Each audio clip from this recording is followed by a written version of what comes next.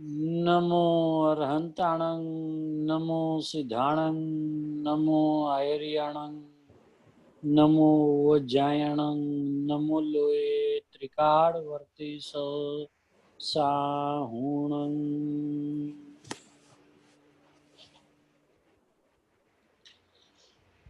મંગલમ ભગવાન વીરો મંગલમ ગૌતમો ગણે મંગલમ કુંકુંદાર્યો જૈન ધર્મોસ્તુ મંગલમ સર્વ મંગલ્ય માંગલ્યમ સર્વ કલ્યાણકારકમ પ્રધાનમ સર્વ ધર્માણમ જૈનમ જયતુ શાસનમ.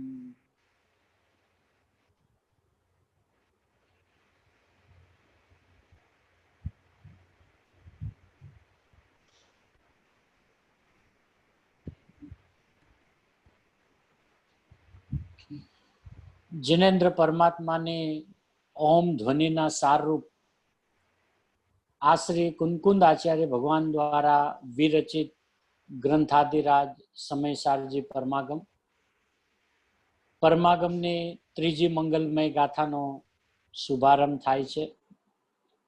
1 થી 12 પ્રવચનની અંદરમાં ગુરુદેવશ્રીએ પેલો શ્લોક નમ સમય સારાયનો, એની પૂર્વમાં ભાવાર્થ કરતા જયચંદજી છાબડા સાહેબે જે પેલા મંગલાચરણ કર્યું એના ઉપર, પછી અમૃતચંદ્ર આચાર્ય ભગવાનનું મંગલાચરણ નમ સમય સારાય, ત્યારબાદ કુંકુંદ આચાર્ય ભગવાને કરેલો નમસ્કાર વંદિતુ સવ સિદ્ધે.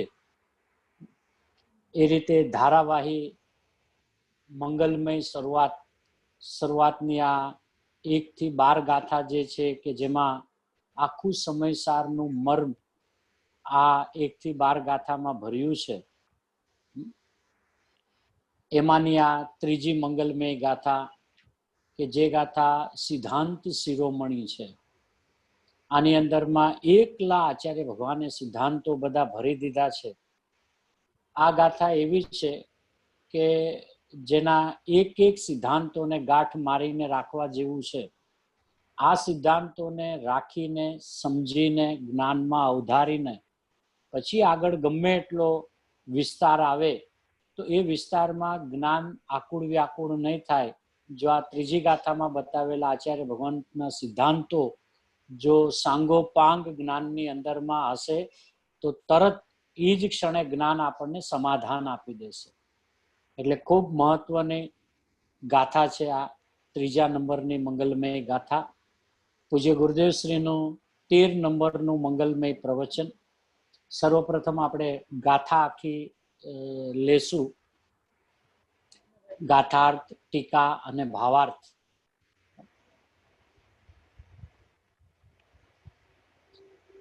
સમયસાર સિદ્ધિ ભાગ 1, પેજ નંબર 125. પૂજ્ય ગુરુદેવશ્રીનું સળંગ પ્રવચન નંબર 13. હવે ઉપરનું જે મથાળું જે છે કે હવે સમયના દ્વિવિધપણામાં આચાર્ય બાધા બતાવે છે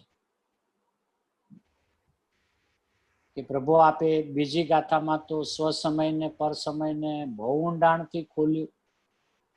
હવે આપ અહીંયા ત્રીજી ગાથાના મથાળામાં જ એમ કહો છો કે બતાવનાર આચાર્ય ભગવાન એમ કે છે કે સમયના દ્વિવિધપણામાં આચાર્ય બાધા બતાવે છે.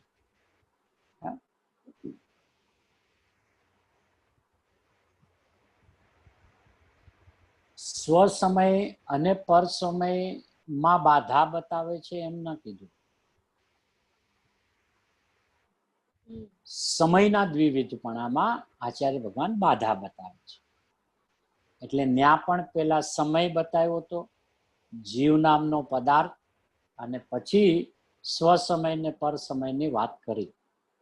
હવે જે સમયની વાત કરે છે ને એ જ સમયની વાત અહીંયા પાછી મૂકી કે સમયના દ્વિવિધપણામાં આચાર્ય બાધા બતાવે છે.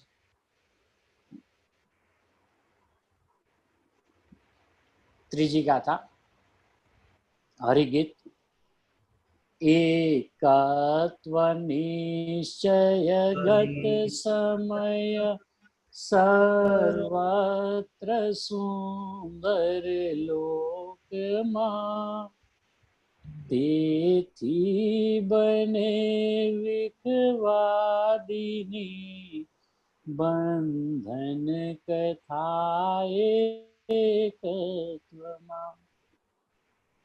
ગાથાર્થ: એકત્વ નિશ્ચયગત એટલે એકત્વ નિશ્ચયને પ્રાપ્ત જે સમય છે તે લોકમાં બધે સુંદર છે. તેથી એકત્વમાં બીજાના સાથે બંધની કથા, વિસંવાદ એટલે વિરોધ કરનારી, ભવતી એટલે છે. એકત્વ નિશ્ચયને પ્રાપ્ત જે સમય છે તે લોકમાં બધે સુંદર છે. હવે અહીંયા વિશેષતા શું છે આચાર્ય ભગવાનની? કે બીજી ગાથામાં સમય નામ, જીવ નામના પદાર્થની એકલી વાત કરી હતી. અહીંયા સમય શબ્દની અંદરમાં સામાન્યપણે 6 દ્રવ્યને વાત કરશે. કેમ કે 6 દ્રવ્યને ટકીને જે પરિણમે છે એ અપેક્ષાએ બીજા દ્રવ્યને સમય કહેવાય. એટલે અહીંયા જે વાત આવશે એ સામાન્યપણે સર્વ પદાર્થની વાત આવશે. બીજી ગાથામાં એ વાત હતી એકલા જીવ નામના સમયને પહેલા બતાવ્યો. ટીકા: અહીં સમય શબ્દથી સામાન્યપણે સર્વ પદાર્થ કહેવામાં આવે છે. કારણ કે વ્યુત્પત્તિ પ્રમાણે સમય તે એટલે એકી ભાવે એટલે એકત્વ પૂર્વક પોતાના ગુણ પર્યાયોને પ્રાપ્ત થઈ જે પરિણમન કરે તે સમય છે. બીજી ગાથામાં શું ફરક હતો? કે એકત્વ પૂર્વક જાણતો ને પરિણમતો જીવ નામનો પદાર્થ છે. ત્યાં એમ આચાર્ય ભગવાને પરિભાષા આપી હતી. અહીંયા કે છે એકી ભાવે એટલે કે એકત્વ પૂર્વક પોતાના ગુણ પર્યાયોને પ્રાપ્ત થઈ જે પરિણમન કરે તે સમય છે. તેથી ધર્મ, અધર્મ, આકાશ, કાળ, પૂતગલ ને જીવદ્રવ્ય સ્વરૂપ લોકમાં સર્વત્ર જે કોઈ જેટલા પદાર્થો છે તે બધાય નિશ્ચયથી એકત્વ નિશ્ચયને પ્રાપ્ત હોવાથી જ સુંદરતા પામે છે. હવે કેમ સુંદરતા પામે છે? હવે એના બધા ન્યાયો, એના સિદ્ધાંતો આપે છે. કારણ કે અન્ય પ્રકારે તેમાં સર્વ સંકર આદિ દોષો આવી પડે. સુંદરતા ને પામે છે શું કામે? કે એકત્વ નિશ્ચયને પ્રાપ્ત હોવાથી. હવે ઉપર છે ને એકી ભાવે, એકી ભાવે એમ શબ્દ છે ને, તો એકી ભાવ એટલે જીવનો જીવત્વ ભાવ, હે ને, પૂતગલનો પૂતગલત્વ ભાવ, આકાશનો આકાશ ભાવ, હે ને, એને અહીંયા એકી ભાવ કે છે. કારણ કે અહીંયા સામાન્યપણે ઉપર આચાર્ય ભગવાન એમ કીધું ને સર્વ પદાર્થ કહેવામાં આવે છે. તો સર્વ પદાર્થો તો એકી નથી ને, પણ દરેક પદાર્થ પોતપોતાના એકત્વ એટલે એના સાથે એકત્વ પૂર્વક પોતાના ગુણ પર્યાયોને પ્રાપ્ત છે. એટલે એકી ભાવે, એમ એકી ભાવેનો આ વાચ્ય છે કે દરેક પદાર્થે પોતપોતાનું નિજ સ્વરૂપને જે જાળવી રાખ્યું છે, ધારી રાખ્યું છે, એને એકી ભાવ કહે છે. આગળ બધું સ્પષ્ટ કરે છે. હે ને? એટલે પેલા અહીંયા આચાર્ય ભગવાને શું કીધું કે એકત્વ નિશ્ચયને પ્રાપ્ત હોવાથી જ સુંદરતા પામે છે એમ. હવે જો એ એકત્વને પ્રાપ્ત ન હોય તો અન્ય પ્રકારે તેમાં સર્વ સંકર આદિ દોષો આવી પડે. આવતા નથી, આવી પડે. એટલે એમ કે છે આવું કઈ થતું નથી. હવે જો તું કઈ કલ્પનામાં આવું કઈ વિચારતો હોય કે ભાઈ આ દ્રવ્યનું કંઈક આ દ્રવ્યમાં છે, આ દ્રવ્યનું કંઈક આ દ્રવ્યમાં છે, તો સર્વ સંકર દોષો આવી પડે. એટલે એ આવી પડે એમ, આવતા નથી. કેમ નથી આવતા? કે દરેક પદાર્થ એની સુંદરતાને પ્રાપ્ત છે. કે એની શું સુંદરતા છે? કે એ પોતાના સ્વભાવ ભાવે પરિણમે છે, એ જ એની સુંદરતા છે. એટલે જીવે એનું જીવત્વપણું ક્યારેય ત્યાગ્યું નથી, અજીવે એનું અજીવત્વપણું ક્યારેય ત્યાગ્યું નથી, અને અજીવ અજીવપણે રહીને અજીવ ભાવે પરિણમે છે. જીવ જીવ રૂપે રહીને જીવ ભાવે પરિણમે છે, એ એની સુંદરતા છે.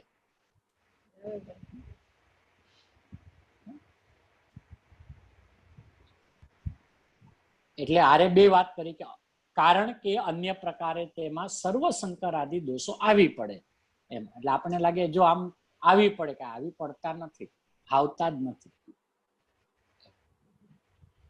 પણ તું કઈક કલ્પનામાં ઊભું કરે તો તને સર્વશંકર દોષ લાગુ પડી શકે. પદાર્થ તો પદાર્થમાં જ રહેશે, એમાં કાંઈ ગાલમેલ નહીં થાય, એમાં કાંઈ ભેળસેળ નહીં થાય. હા, તારા જ્ઞાનની અંદરમાં વિપરીતતા થતા તને પ્રભુ એ સમય દુઃખ થશે, એટલું નુકસાન તને થશે, પણ એ સમય સામેવાળા પદાર્થમાં કાંઈ ફરક નહીં પડે. હવે કે છે કેવા છે તે સર્વ પદાર્થો કે પોતાના દ્રવ્યમાં અંતર્મગ્ન રહેલ, પોતાના અનંત ધર્મોના ચક્રને એટલે સમૂહને ચુંબે છે, સ્પર્શે છે, તો પણ જેઓ પરસ્પર એકબીજાને સ્પર્શ કરતા નથી.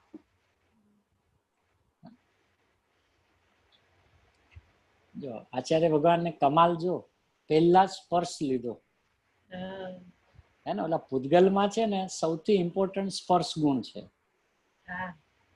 કારણ કે ઈ જે સ્પર્શેન્દ્રિય છે ને એ તો એકેન્દ્રિય વાળા નહીં હોય. સ્પર્શેન્દ્રિય પછી બાકીની 5 છે ને એ વધઘટ વાળી હોય, પછી 2 ઇન્દ્રિય થાય તો એ રીતનો ઉઘાડ, 3 ઇન્દ્રિય હોય તો એ રીતનું હોય એમ. પણ એક ઇન્દ્રિય કયો તો એક ઇન્દ્રિય પાસે કઈ ઇન્દ્રિય છે તો કે સ્પર્શેન્દ્રિય.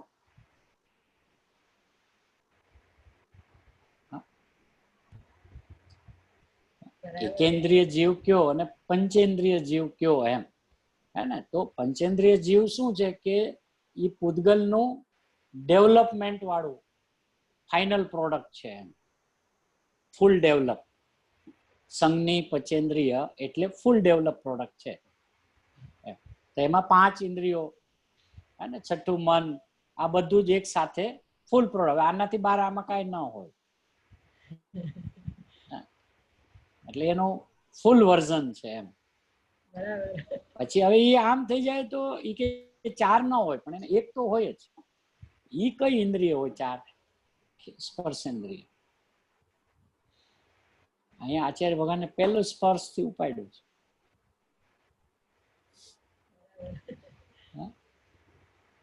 પોતાના દ્રવ્યમાં અંતર્મગ્ન રહેલ, પોતાના અનંત ધર્મોના ચક્રને એટલે સમૂહને ચુંબે છે, સ્પર્શે છે, તો પણ જેઓ પરસ્પર એકબીજાને સ્પર્શ કરતા નથી. એટલે ઈ ન્યાય શું કહે છે કે દરેક પોતપોતાને સ્પર્શે છે, પણ એકબીજાને સ્પર્શ કરતા નથી. આ પહેલો સિદ્ધાંત. પછી અત્યંત નિકટ એક ક્ષેત્રાવગાર રૂપે રહ્યા છે, તો પણ જેવો સદાકાળ પોતાના સ્વરૂપથી પડતા નથી.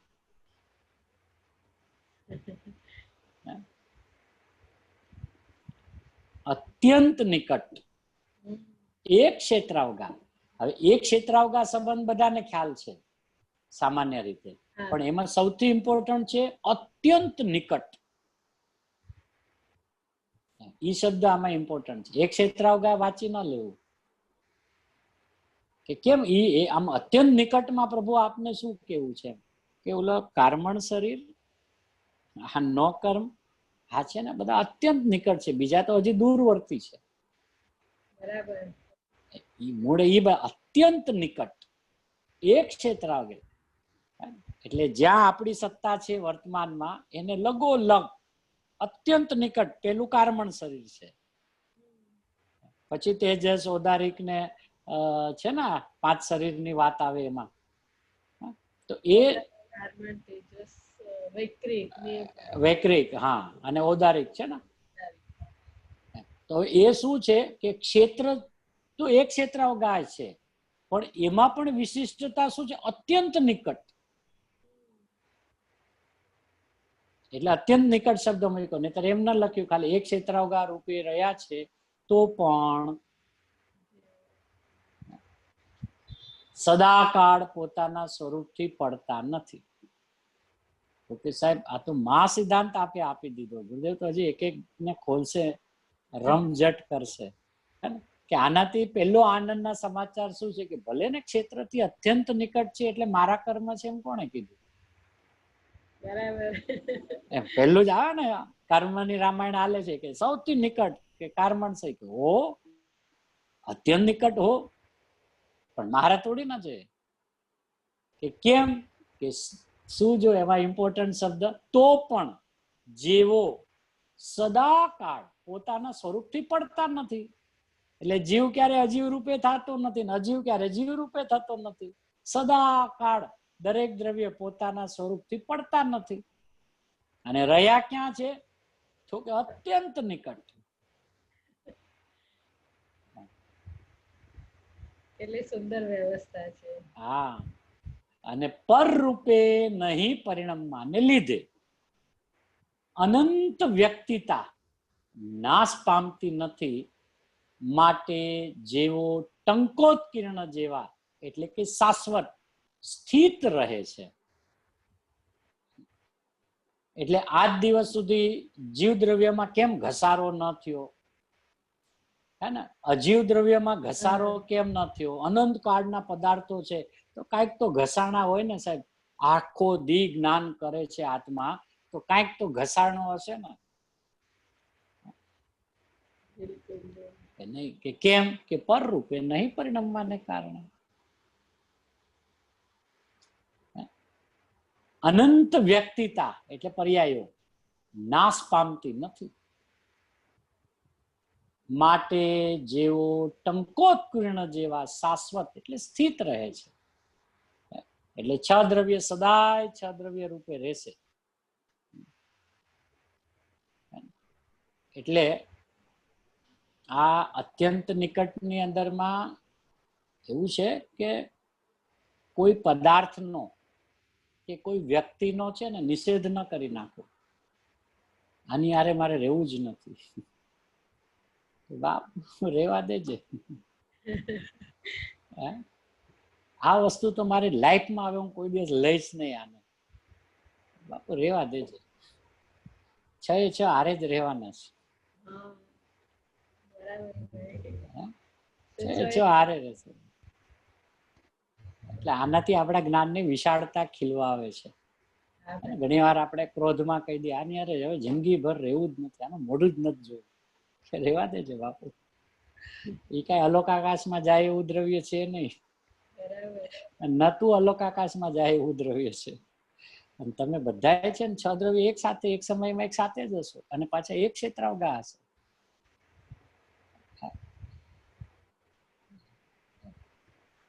એટલે આ બધા સિદ્ધાંતો પછી તો આગળ ગુરુદેવ બધું સમજાવશે કે આ બધા સિદ્ધાંતો એ બતાવે છે કે તની પરિણામમાં વિતરાગતા કેવી રીતે રહે. જીવમાં વિતરાગતા રૂપે પરિણમન રહે એ જ એની સુંદરતા છે ને. પછી કે છે રાગ રૂપે પરિણમે છે, એ તો બંધ કથા છે, એ તો વિખવાદીની છે. એ કઈ જીવ થોડી છે, એ જીવ. તો કે આ બધું શું કામ અહીંયા કીધું કે બાપુ એ બહુ જરૂરી છે. હવે આચાર્ય ભગવાનની કમાલ જો આ સિદ્ધાંતો લીધા ત્યારે 6 દ્રવ્યને લીધા. જીવ દ્રવ્યની વાત આવી ને તો આ કોઈ સિદ્ધાંત નહોતા. એમાં તો એકલો જીવ નામનો દ્રવ્ય છે, એ દ્રવ્ય ગુણ પર્યાય વાળો દર્શન જ્ઞાન સ્વરૂપ. આપણી વાત કરી ત્યારે એટલી જ વાત કરી, 7 વિશેષણોથી વાત કરી, પણ એમાં એકલી જીવ જીવ જીવ જીવ જીવ જીવ ને ઘૂંટાયું. હવે આ 6 ને અહીંયા ઉપાડ્યા.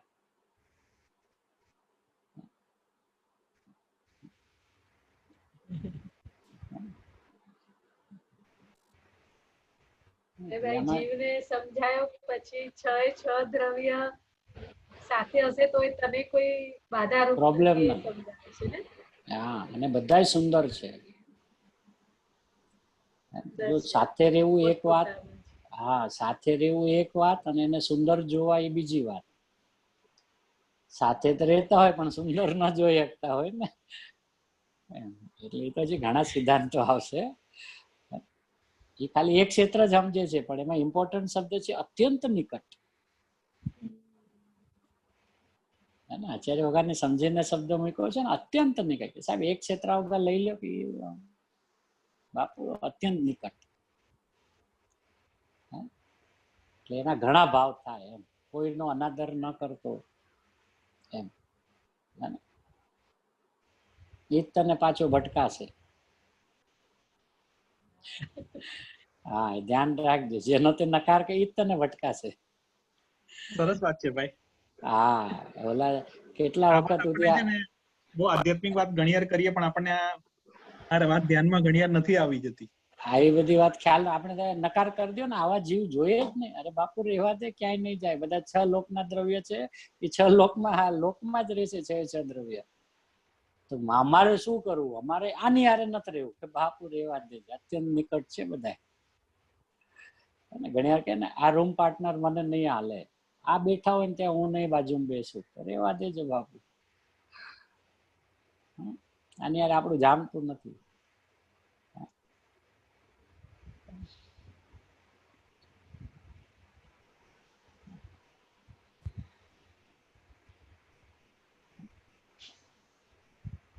એટલે આખું વિશ્વની વિશાળતા આપણા જ્ઞાનમાં આવી જાય, અને એ વિશાળતા વિતરાગતા વગર ના આવે. શાસ્ત્રના શબ્દો વાંચી જવા એક વાત છે, અને અમુક વાત ધારણામાં લઈ લેવી એક વાત છે, પણ જે જ્ઞાનની વિશાળતા વિતરાગતા વગર આવે નહીં.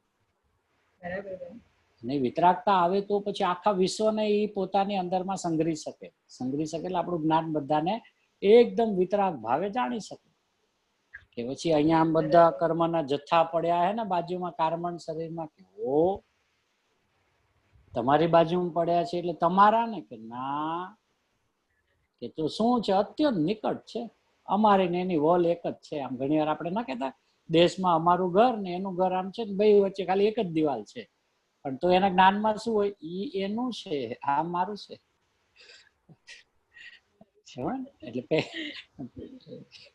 એટલે અત્યંત નિકટ શબ્દ એટલે નિકટ છે. ભાવ નીકળે છે. હા, એ તો જેમ જેમ હજી ગુરુદેવ ખોલશે ને ત્યારે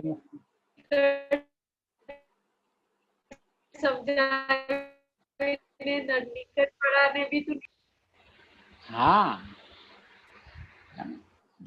તો આગળ આવશે ને ગુરુદેવ બધા ભાવ ખોલશે. આ તો આપણે ઉપર ઉપરથી લઈએ છીએ થોડું.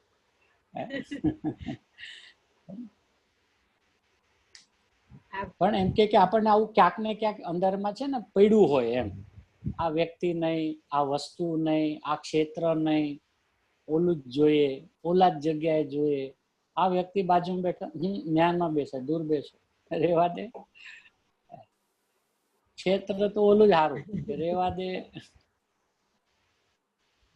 વ્યક્તિ તો ઓલાની બાજુમાં બેસે, ઓલાને રૂમ પાર્ટનરમાં નામ લખાવી દો, આની યાર આપણું મેચિંગ છે, રેવા દે ને. તારે જેની યારે મેચિંગ ન હોય ને એની યારે પેલા રહેવું, જો તારે તારા જ્ઞાનમાં વિતરાગતા કેળવવી હોય ને તો.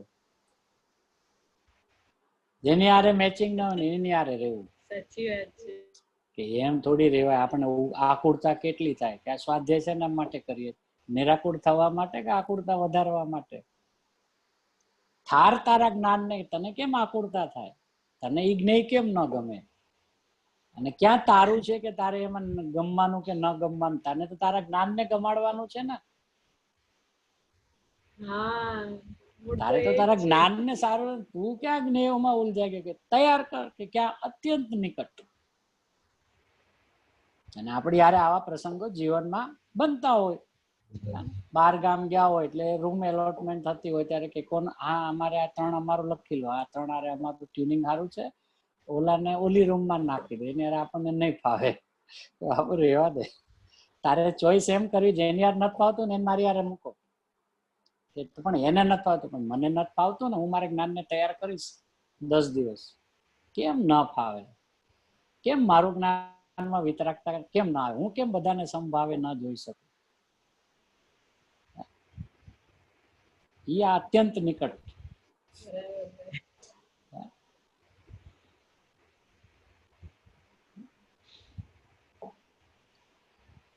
એટલે બીજી વાત કરી અદ્ભુત કે પર રૂપે નહીં પરિણમવાને લીધે અનંત વ્યક્તિતા નાશ પામતી નથી, માટે જેઓ ટંકોત્કીર્ણ જેવા એટલે કે શાશ્વત સ્થિત રહે છે. બીજો મહાસિદ્ધાંત કે સમસ્ત વિરુદ્ધ કાર્ય તથા અવિરુદ્ધ કાર્યના હેતુપણાથી જેઓ હંમેશા વિશ્વને ઉપકાર કરે છે, ટકાવી રાખે છે. કેવા કાર્ય? વિરુદ્ધ કાર્ય તથા અવિરુદ્ધ કાર્ય. હવે આ વિરુદ્ધ અવિરુદ્ધમાં શું છે? એક બહુ ઉકળાટ વાળો જીવ હોય ને એક એકદમ શાંત હોય, વિરુદ્ધ ને અવિરુદ્ધ, એ બંને આખા વિશ્વ ઉપર અનંત ઉપકાર કર્યો છે. એટલે બંને પોતપોતામાં ટકી રહ્યા છે.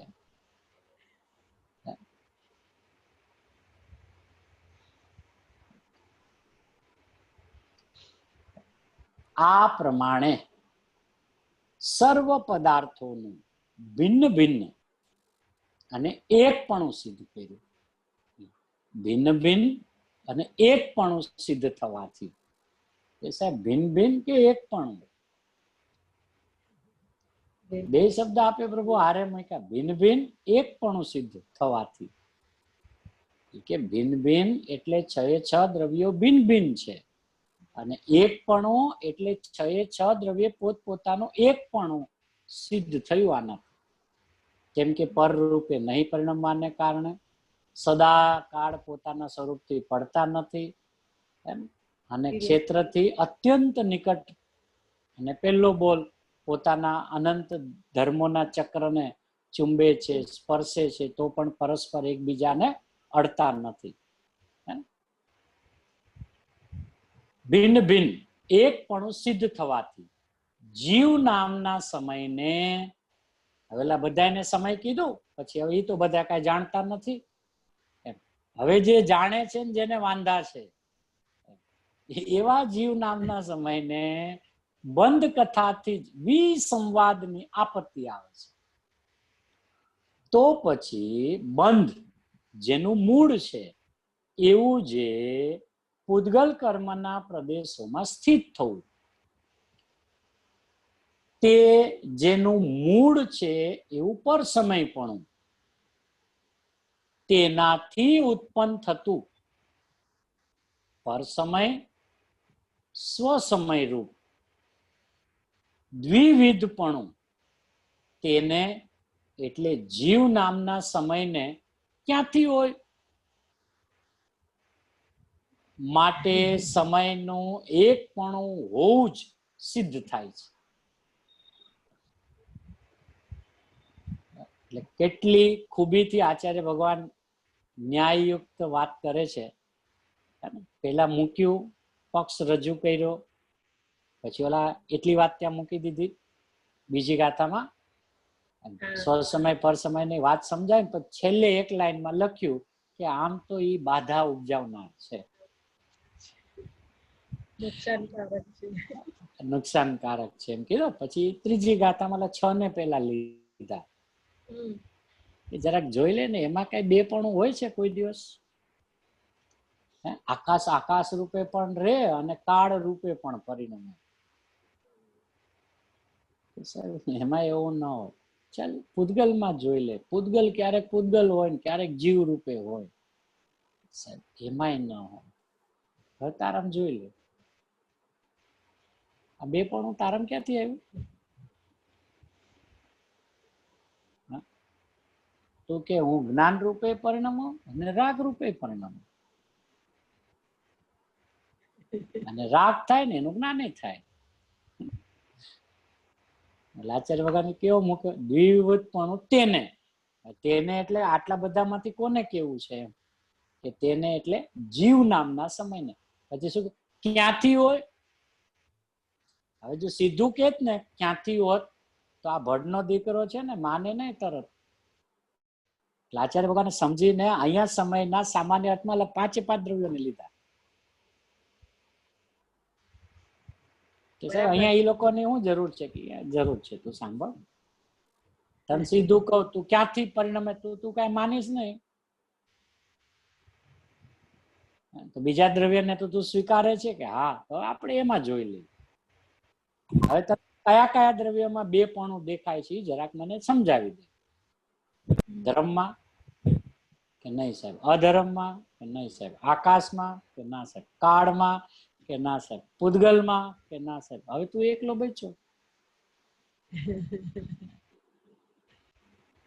ક્યાંથી હોય?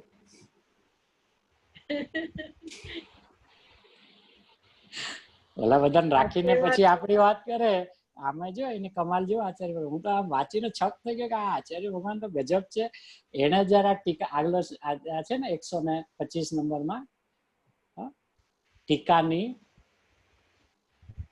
3જી લાઈન. પેલા છે ને જીવ દ્રવ્ય ન લીધું. તેથી ધર્મ નહીં, તેથી ધર્મ, અધર્મ, આકાશ, કાળ, પૂતગલ ને જીવ દ્રવ્ય છેલ્લે મૂક્યું. 6 માં છેલ્લે કે સાહેબ પેલા જીવને મૂકો. ઉભો રે ભાઈ, સમજીને મૂકું છું. કે સાહેબ એને કેમ છેલ્લે રાખ્યો? એ છેલ્લે તને તારા માટે રાખે છે. એને કમાલ જોઈ લો. નહીં તો પેલા જીવ દ્રવ્ય, પછી પૂતગલ, પછી ધર્મ, અધર્મ, કાળ, આકાશ એમ મૂકી શકે ને. આપણને છેલ્લે મૂક્યા.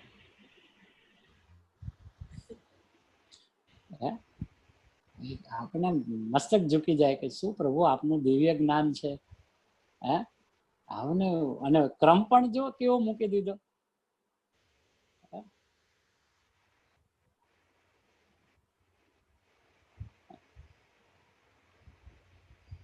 એટલે અહીંયા પછી આ બધાની વાત એટલે લીધી ને. હવે કોમન વાત કરી દીધી. આ જે સિદ્ધાંતો છે હે ને એ બધા એમાં કોમન વાત કરી દીધી. બધા સિદ્ધાંતોમાં પહેલું શું બતાવ્યું? પોતાના દ્રવ્યમાં. હવે એને જો પહેલું પ્રશ્ન જેમ મૂક્યો ને આચાર્ય ભગવાન, કેવા છે તે સર્વ પદાર્થો. એમ ના કીધું કેવો છે તે જીવ નામનો પદાર્થ. કે કેમ અહીંયા એમ ના કીધું? કે બીજી ગાથામાં કહી દીધું ને 7 પ્રકારે તારું 7 વિશેષણથી પ્રભુ તને બતાવ્યો હતો. કેવો છે જીવ નામનો પદાર્થ. ત્યાં એમ લીધેલું.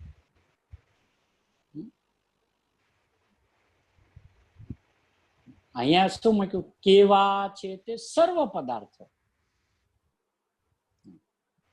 એટલે હવે આ જેટલા આચાર્ય ભગવાને સિદ્ધાંત આપ્યા 6 ને લાગુ પડે ને, એટલે કોમનમાં વાત કરી. સાહેબ મારી કરો, તારી કરું છું, તારી જ હાલે છે. એટલે સર્વ પદાર્થો દરેકને આ લાગુ પડે કે પોતાના દ્રવ્યમાં અંતર્મગ્ન રહેલ. પછી જીવ પણ આવી ગયો, અજીવ પણ, ધર્મ, અધર્મ, આકાશ, કાળ બધા આવી ગયા. અચ્છા, હવે જેટલું એક એક ખોલીને સમજે ને, એક પહેલો સિદ્ધાંત અંતર્મગ્ન રહેલા છે દ્રવ્યમાં, પોતાના અનંતા ધર્મોને ચુંબે છે, સ્પર્શે છે. બરાબર? એટલે એને ફટ દઈને છે ને બીજા 5 આમ ફડાક દઈને ક્લિક થાય કે જેમ મારામાં એમ એનામાં.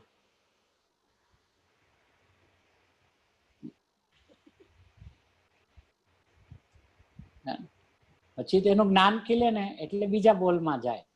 અત્યંત નિકટ એક ક્ષેત્રાવગાહ રૂપે રહ્યા છે.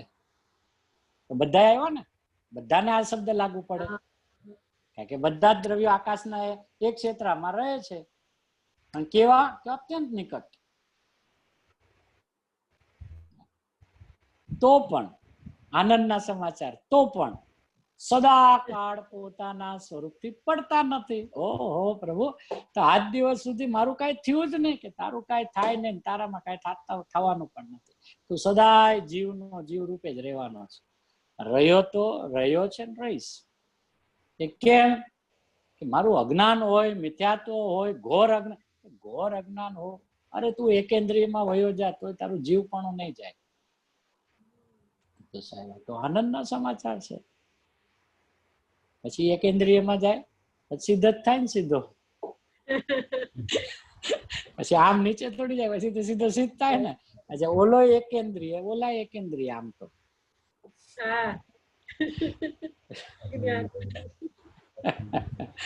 આ એકમાં અનંત આની હારે રે, ન્યા ઓલા પૂર્ણ દશામાં એકમાં અનંત હારે રે. એટલે આમ તો આ બે દશા જ સોલિડ છે. અને છતાંય દરેક પોતપોતાના નિજ સ્વરૂપથી પડતા નથી. ત્યાં તો હાવ લગોલગ છે ને. આચાર્ય ભગવાને સમજીને આ શબ્દ મૂક્યો, અત્યંત નિકટ. તું સિદ્ધમાં જઈશ ને તો પ્રભુ અનંત સિદ્ધો તારી ત્યાં અત્યંત નિકટ હશે. અને આ બાજુ વયોગ્ય, હવે તો આપણે જવાના નથી એટલે આપણે એનો વિચાર નથી કરવાનો, પણ સમજવા માટે જ્ઞાનમાં ચલો એકેન્દ્રિયમાં ગયો હોય ને તો એક શરીરમાં આનંદ જીવ રહે, અત્યંત નિકટ. એમ એ બધા કેવા ભેગા થયા ખબર? જેને પૂર્વે કીધું ને આ નથી જોતો, ઈ જ હોય ને આમ લગો લગ. આ નહીં, આ ક્ષેત્ર નહીં. લે તને ક્ષેત્ર ઈ જ આપો ને, ઓલો જીવે ન્યા જ તને મળશે. એક જ ક્ષેત્ર અત્યંત નિકટ. કે તો શું કરું? કે ના ન પાડતો બાપુ કોઈને. જ્ઞાનની વિતરાગતા રાખજે, એને વધારજે, કારણ કે ન્યાય આવશે અનંત બધા. એ આમ જ હશે, અત્યંત નિકટ. ત્યાં તો એક સિદ્ધમાં આનંદ સિદ્ધ ને, પૂર્ણ દશામાં એક સિદ્ધમાં આનંદ સિદ્ધ ને, અને અહીંયા નીચલી દશામાં એક શરીરમાં અનંત ને. તો પહેલેથી પ્રેક્ટિસ પાડ અનંત ને હારે રહેવાની. આજ જોઈએ મને, આજ રૂમ પાર્ટનર, કે એમ ના હાલે. ઘરમાં આજ ફેમિલી મેમ્બર આની હારે, ભવિષ્યમાં કોઈ રહેવા દે બાપુ, આ બધા નજીક રહેવાના.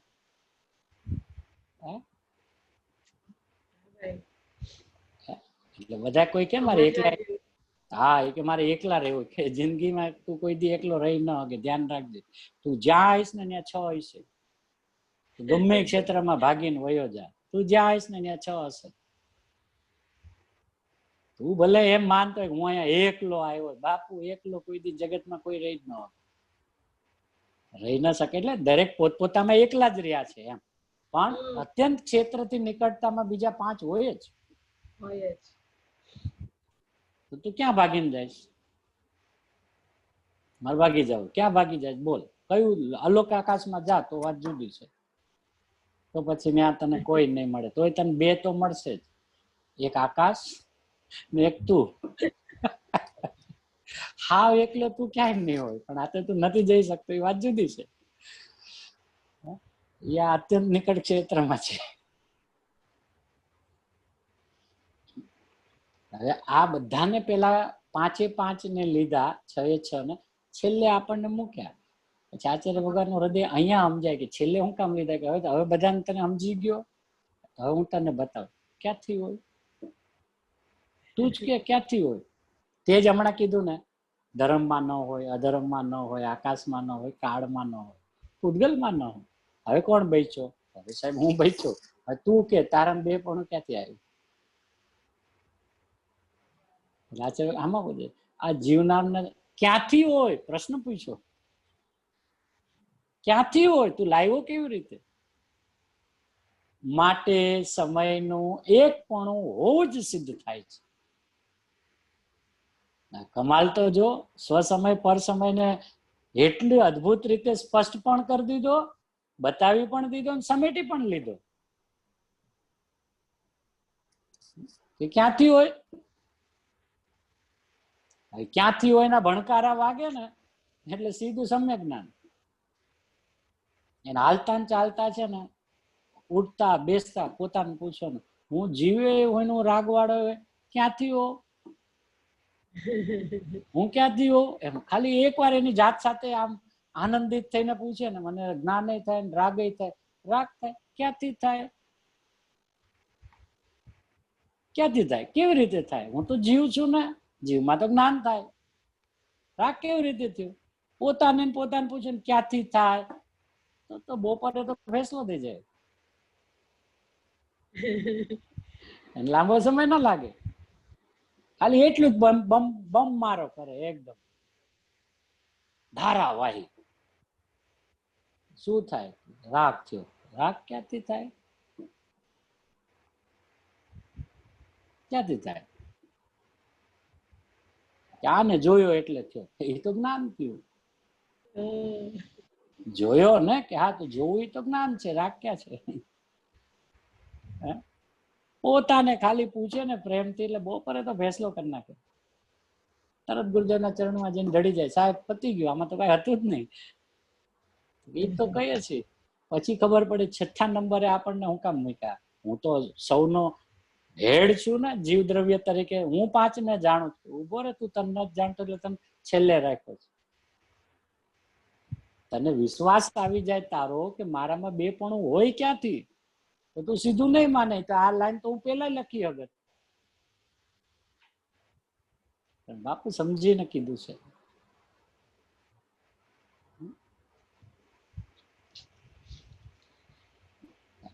પછી આપણને આચાર્ય ભગવાન ને ગુરુદેવ બે પૂછે ક્યાંથી હોય, કે સાહેબ તમે જ કીધું બીજી ગાથામાં, તો કે મેં પૂર્ણાહુતિ કરી ત્યારે નહોતું કીધું બાધા ઉત્પન્ન કરાવે છે? એ કીધેલું, મેં કીધું તું ને ત્યારે નીચે પૂર્ણાહુતિ પેલા અધૂરી લખી છે ગાથા. ના સાહેબ પૂરી લખી છે, પૂરી વાંચી નથી લાગતી. અમે તો એમ સમજીએ કે બીજી ગાથા એટલે સ્વસમય પર સમય વાળી, કે ના ના, સ્વસમય પર સમય બાધા વાળી ગાથા છે બીજી. સ્વસમય પર સમય નહીં. તને વાંચતા નતા આવડતું બાપુ, કાં તો તું ઉતાવળો બહુ છે, ઠેઠ સુધી હરખું વાંચતો નથી, ને વાંચે તો વિચાર કરતો નથી, ને વિચારે તો અંદરમાં બેસાડતો નથી. હા હું કીધું સાહેબ તમે, કે મેં જયારે પણ એક ગાથા લખું ને એટલે તારે સમજી જવાનું સંપૂર્ણ વાત હોય એમાં. બરાબર. તો એમ ન વિચારતો બીજાનું જે અનુસંધાન છે ને એ ત્રીજામાં છે, કે એમ કોઈ દી ન લખું. અમે હું કદાચ ત્રીજી ન પણ લખું, વયોગ્ય તો ન આવું. મારી જવાબદારી થોડી છે શાસ્ત્ર લખવાની. મારી જવાબદારી તો મારા સ્વરૂપમાં રમવાની છે. એ રમતા રમતા શ્રેણી માટે કેવળ લઈ લો, તો મારી જવાબદારી થોડી છે 415 ગાથા લખવાની. તારે તો એમ જ સમજવાનું કે મારી જવાબદારી આટલી જ છે. ગાથા એ સમયસારમાં ગાથા એ ભગવાન આત્મા પૂરણ બતાવ્યો છે. એટલે આપણને પૂછે છે જીવ નામના સમયની ક્યાંથી હોય, અને પાછું ક્યાંથી હોય ને જજમેન્ટ બી આપી દીધું. માટે સમયનું એક પણ હોવું જ સિદ્ધ થાય છે.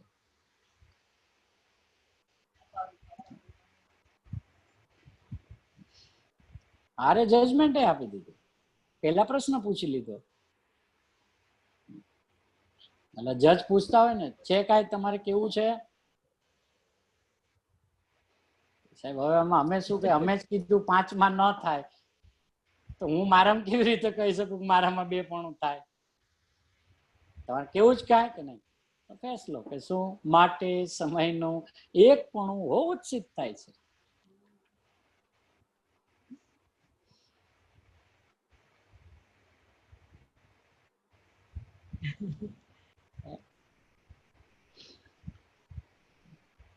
ભાવાર્થ હે ને, નિશ્ચયથી સર્વ પદાર્થ પોતપોતાના સ્વભાવમાં સ્થિત રહે જ શોભા પામે છે, પરંતુ જીવ નામના પદાર્થની અનાદિકાળથી પૂતગલ કર્મ સાથે નિમિત્ત રૂપ બંધ અવસ્થા છે. તે બંધ અવસ્થાથી આ જીવમાં વિસંવાદ ખડો થાય છે, તેથી તે શોભા પામતો નથી. માટે વાસ્તવિક રીતે વિચારવામાં આવે તો એકપણું જ સુંદર છે, તેનાથી આ જીવ શોભા પામે છે. હવે આ વચ્ચેની લાઈન જરાક એવી છે, ગુરુદેવ એમ બોલ્યા છે એમ માંડ હવે ઓલો એકપણામાં આવ્યો, પાછી ક્યાં વચ્ચે માંડી પૂતગલ કર્મ સાથે નિમિત્ત રૂપ બંધ અવસ્થાનો સંબંધ છે. એ બાપુ પણ હવે લખ્યું છે એટલે ગુરુદેવ પણ હારે હારે ખોલશે ભાવ. પણ આને વાંચવું કેવી રીતે? વાંચવું એમ કે નિશ્ચયથી સર્વ પદાર્થ પોતપોતાના સ્વભાવમાં સ્થિત રહી જ શોભા પામે છે. માટે વાસ્તવિકપણે વિચારવામાં આવે તો એકપણું જ સુંદર છે, તેનાથી આ જીવ શોભા પામે છે.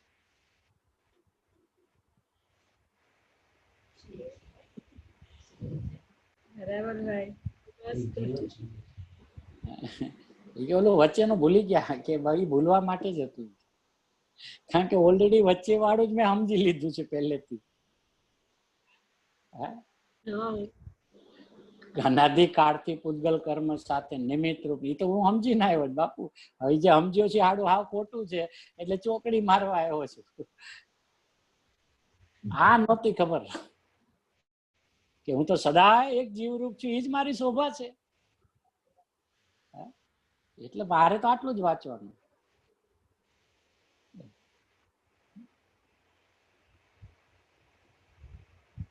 કાઢવું પડે ને. હવે શું કામ એમ આમાં ન લેવાય? હવે લેવાય, લીધું છે. એ સમય જે બી જ્ઞાનમાં એમને બેઠું હશે એ રીતે લખાણમાં આવી ગયું, બરાબર. પણ હવે ઉપરના વાત સાથે અનુસંધાન કરીએ. કોના? આચાર્ય ભગવાન. ક્યાંથી હોય? જયારે ક્યાંથી હોય પછી આ ક્યાંથી આવ્યું? ક્યાંથી હોય પછી આવ્યું ક્યાંથી? માંડ તો પ્રભુ અમે ભૂલ્યા છીએ અને પાછું તમે કાંઈ યાદ દેવડાવો. અહીંયા આચાર્ય ભગવાન કે અનાદિકાળથી બધા જ પદાર્થો એકત્વપણે પોતામાં રહેલા છે, તો એની શોભા છે.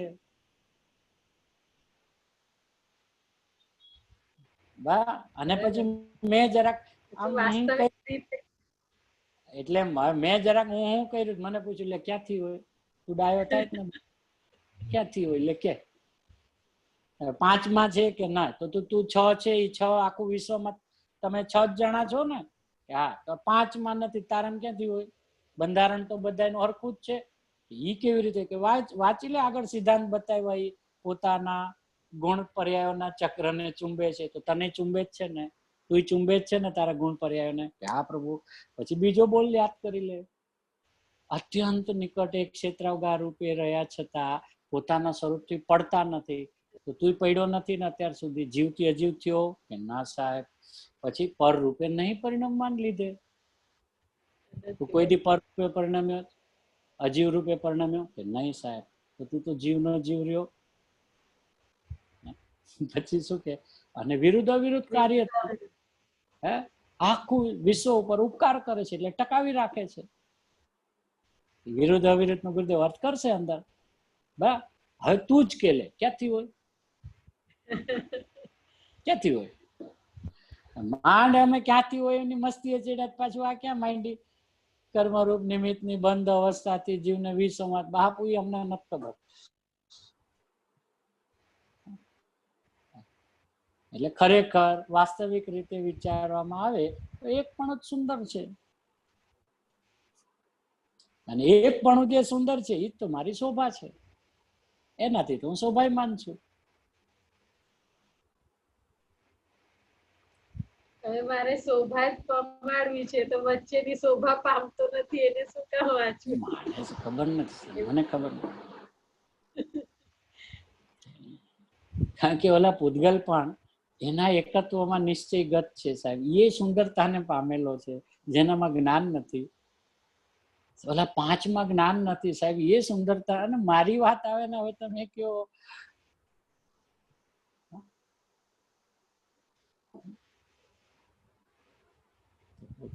ભાવાર્થ કરતા લખ્યું, બાબાએ લખ્યું હોય, અમને મંજૂર છે, એ સમય એને જે બી આવ્યું હશે લખાણું છે. અમારે તો આ વાંચ્યું છે કે નિશ્ચયથી સર્વ પદાર્થ પોતાના સ્વભાવમાં સ્થિત રહે, શોભા પામે છે.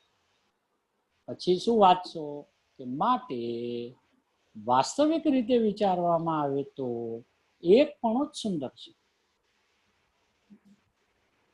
તેનાથી આ જીવ શોભા પામે છે. મારી શોભા જ આ છે કે હું સદાય જીવ રૂપે રહ્યો છું, એ જ તમારી શોભા છે.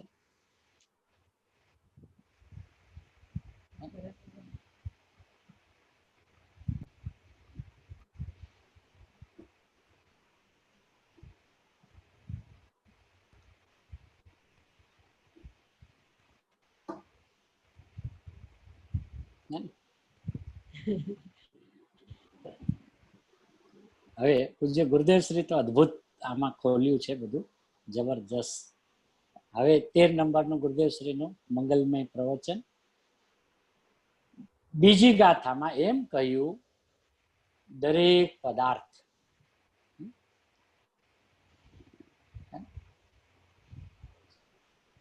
પછી દરેક પદાર્થ પછી કોમા છે.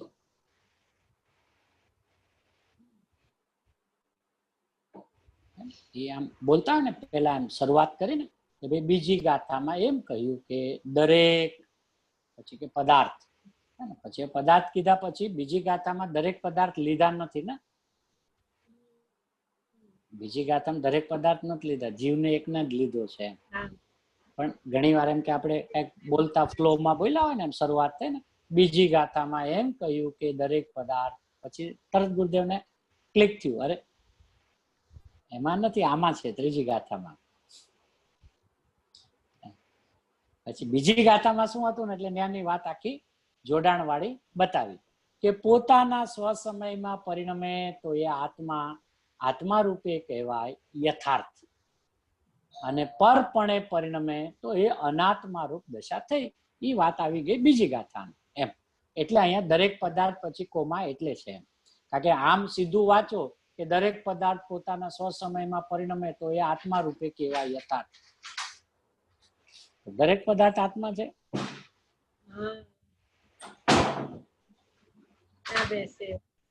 બેસે ને.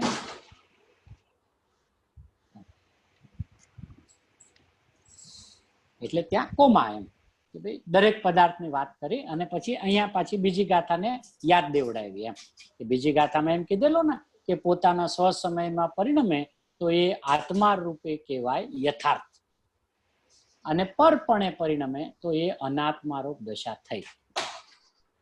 એ બીજી ગાથાનો હાર્દ છે ટોટલ મારે ને.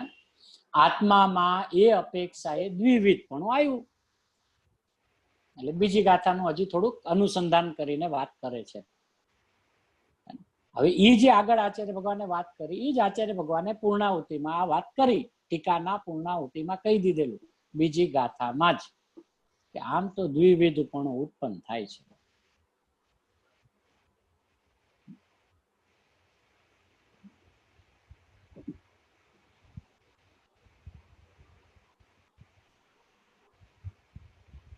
એટલે આચાર્ય ભગવાનને દ્વિવિધ પણ બતાવવું નહોતું,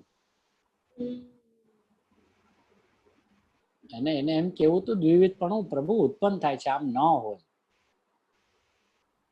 ને કેવું તું એમ આમ ન હોય, દ્વિવિધ પણ ઉત્પન્ન થાય છે.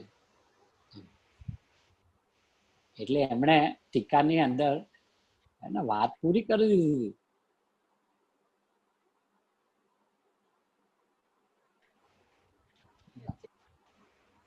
આપણું 7 પ્રકારે વર્ણન કર્યું, પછી વેદનાન જ્યોતિ કેવી રીતે પ્રગટ થાય એ વાત કરી, પછી એ વેદનાન જ્યોતિ પ્રગટ થાય એમાં છેલ્લે પછી એમ કીધું કે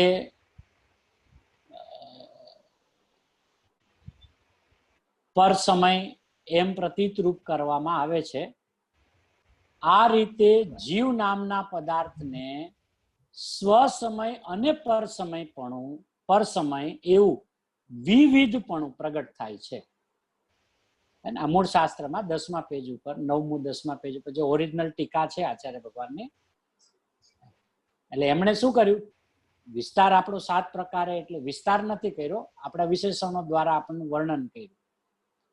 પછી વેદનાન જ્યોતિ પ્રગટ થતા કેવળ જ્ઞાન થાય છે એની વાત લીધી.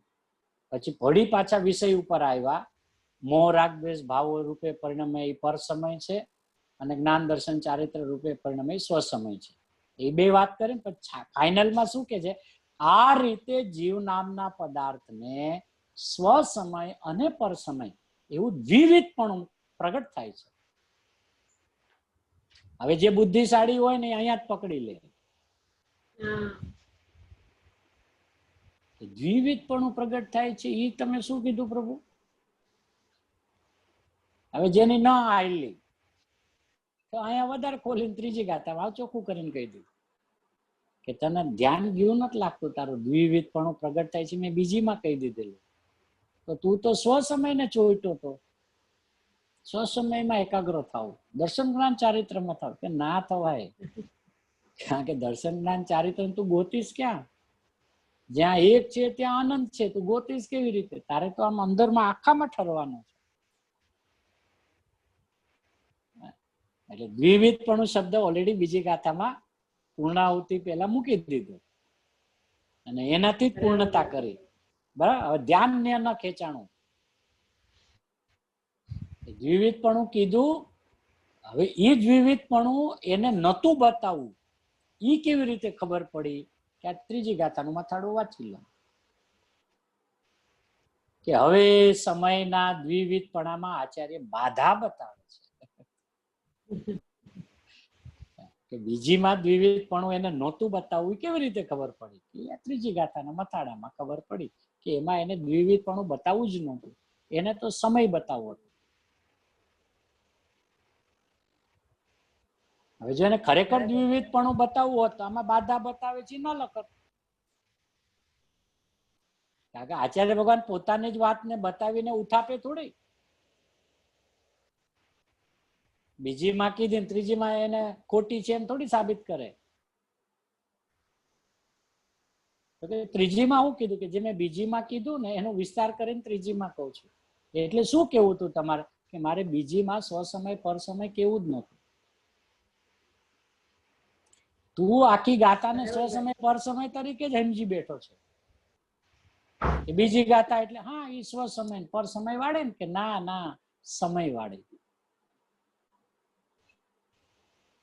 ઈ તને સમય ન પકડાનો એટલે મારે લખવું પડ્યું દ્વિવિધપણું પ્રગટ થાય. એમાં તું ઈશારામાં ન સમજો કે મારે દ્વિવિધપણું પ્રગટ થાય છે એમ કહીને એમ કહું છું એવું કઈ થતું નથી.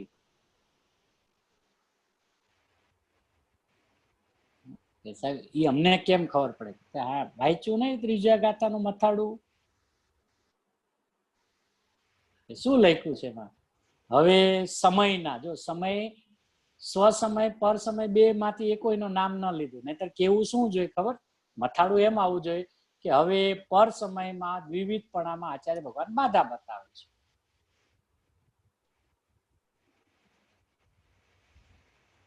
બાધા તો શેમાં આવે? પર સમયમાં જ આવે ને. સ્વસમયમાં તો સ્વભાવ છે. તો સાહેબ એમ લખો કે હવે પર સમયમાં આચાર્યપણું બાધા બતાવે છે. આચાર્ય ભગવાન કે મેં પહેલેથી સ્વસમય પર સમયની માઇન્ડી જ નથી, મેં તો સમયની માઇન્ડી હતી. અને મથાળું એકદમ ચોખ્ખું કરી દીધું. અને ગુરુદેવ ઘણી વાર નથી કહેતા ગાથાનું મથાળું વાંચ્યું? પછી ગુરુદેવ અમુક અમુક ગાથાના તો મથાળા જ આપણને ઘૂંટાવ્યા કરે. અને જેમ છઠ્ઠી ગાથા આવે તો એટલું મથાળું ઘૂંટાય. પ્રશ્ન સમજાણો શિષ્યનો? શિષ્ય પ્રશ્ન શું પૂછ્યો?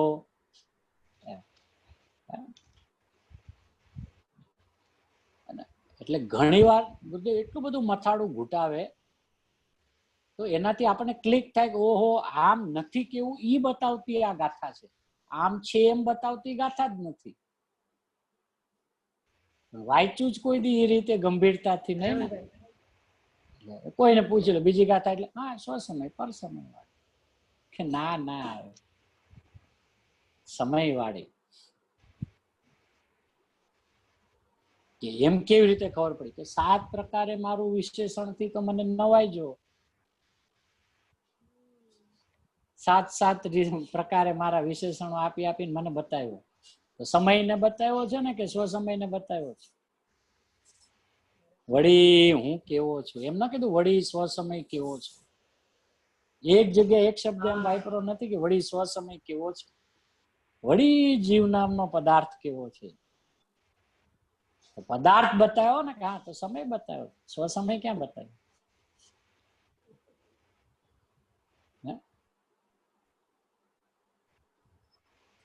એટલે ગુરુદેવને એક એક ગાથાની ગંભીરતા અને એક એક શબ્દની અંદરમાં કેટલો માલ ભર્યો છે. ગુરુદેવને કેટલું ભાઈસું હશે તો મથાડાય આપણને ભૂટાવે એટલા યાદ કરાવે.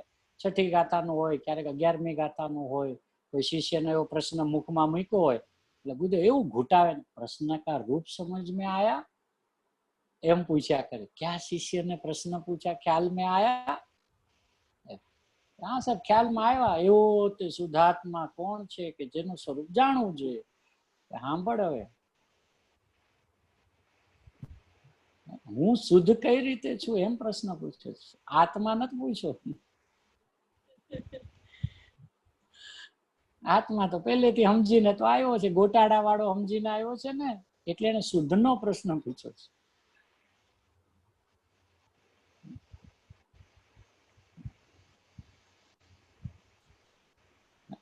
એક એક શબ્દની કિંમત છે ને ભાઈ.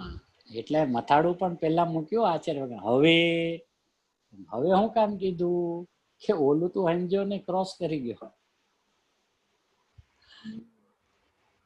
એટલે કે હવે એટલે આપણે કોઈ જયારે વાત કરતા હોય ને પછી આપણે આમ ઘણી વાર સાયલેન્ટ થઈ જાય ને, કોઈ કઈક સમજો ગુરુદેવ ની વાત કરીએ આપણે, ગુરુદેવ આમ પ્રવચનમાં કઈક કહેતા ને પછી સાયલેન્ટ થઈ જાય, પછી આમ જોવે આપણને કઈ સમજાણો કે નહીં આ લોકો. હવે આપણે આને સમજીએ કે શું કહેવા માંગીએ છીએ એમ. એટલે એનો મતલબ એમ હવે ને એમ એટલે આચાર્ય પહેલો શબ્દ હવે હવે કેમ કીધું કે બાપુ ઓલું છેલ્લી લાઈન તું છે ને આમ ઉપરથી વહી ગઈ, તને દ્વિવિધ પણ પ્રગટ થાય છે. તું એમ સમજે દ્વિવિધ પણ પ્રગટ થાય છે. અમે એમ કહીએ છીએ એવું કઈ થતું જ નથી. તું રાગ માને તો તને થાય એમ અમે કહીએ છીએ, એવું કઈ થતું નથી. હવે એમ કઈ પછી સાયલેન્ટ થઈ ગયા, પછી આમ આપણી સામે જોયું આમાં કઈ રોનક આવી ને. હવે પછી હવે જે ઓલી કીધેલી ને એ જ વાત નહીં ઘૂંટાવી. હવે સમયના દ્વિવિધપણામાં બાધા બતાવે છે. અરે બાપ રે, સમયની બાધા બતાવે છે. અમે તો એમ સમજ્યા કે એક સ્વ સમય છે ને એક પર સમય છે. પૂતગલ કર્મના પ્રદેશમાં રહે પર સમય કહેવાય, દર્શન ધ્યાન ચારિત્રમાં રમે તો સ્વ સમય કે. હવે તો આખી ગાથા સાહેબ ઘૂંટી નાખી. એ કે થયું કઈ થયું સખત થયું નથી એટલે નથી થતું. તને બે દેખાય જ ને, અને તું પાછો નથી એવો ઘૂંટે છે, અને છે એવું તારે પાછું પ્રગટ કરવું છે. જે ઓલરેડી તું છો જ, તો પેલા જ તને કીધેલું દર્શન જ્ઞાન સ્વરૂપ છો. દર્શન જ્ઞાન સ્વરૂપ છો તો દર્શન જ્ઞાન મય જ હોય ને, એને તારે પ્રગટ થોડી ના કરવાનું હોય.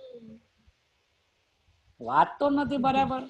એક એક તને કેટલા વિશેષણથી નવાઈ જોતો સાહેબ તમે 7, ઈ બધી તને સંખ્યાઓ યાદ રે. 7 રીતે મને કીધું, ઓલામાં 14 રીતે મને. સંખ્યા યાદ રાખવાની કે ભાવ યાદ રાખવાનો? તું જયારે તને પૂછે બીજી ગાથામાં હા 7 પ્રકારે કીધું ને, બાપુ 7 પ્રકાર તને 7 યાદ રહી ગયું? સ્વભાવ યાદ ન રહ્યો? સમયની વાત કરી યાદ ન રહ્યો? હું જીવ નામનો પદાર્થ છું, તને ઉમળકો ના આવ્યો એમાં?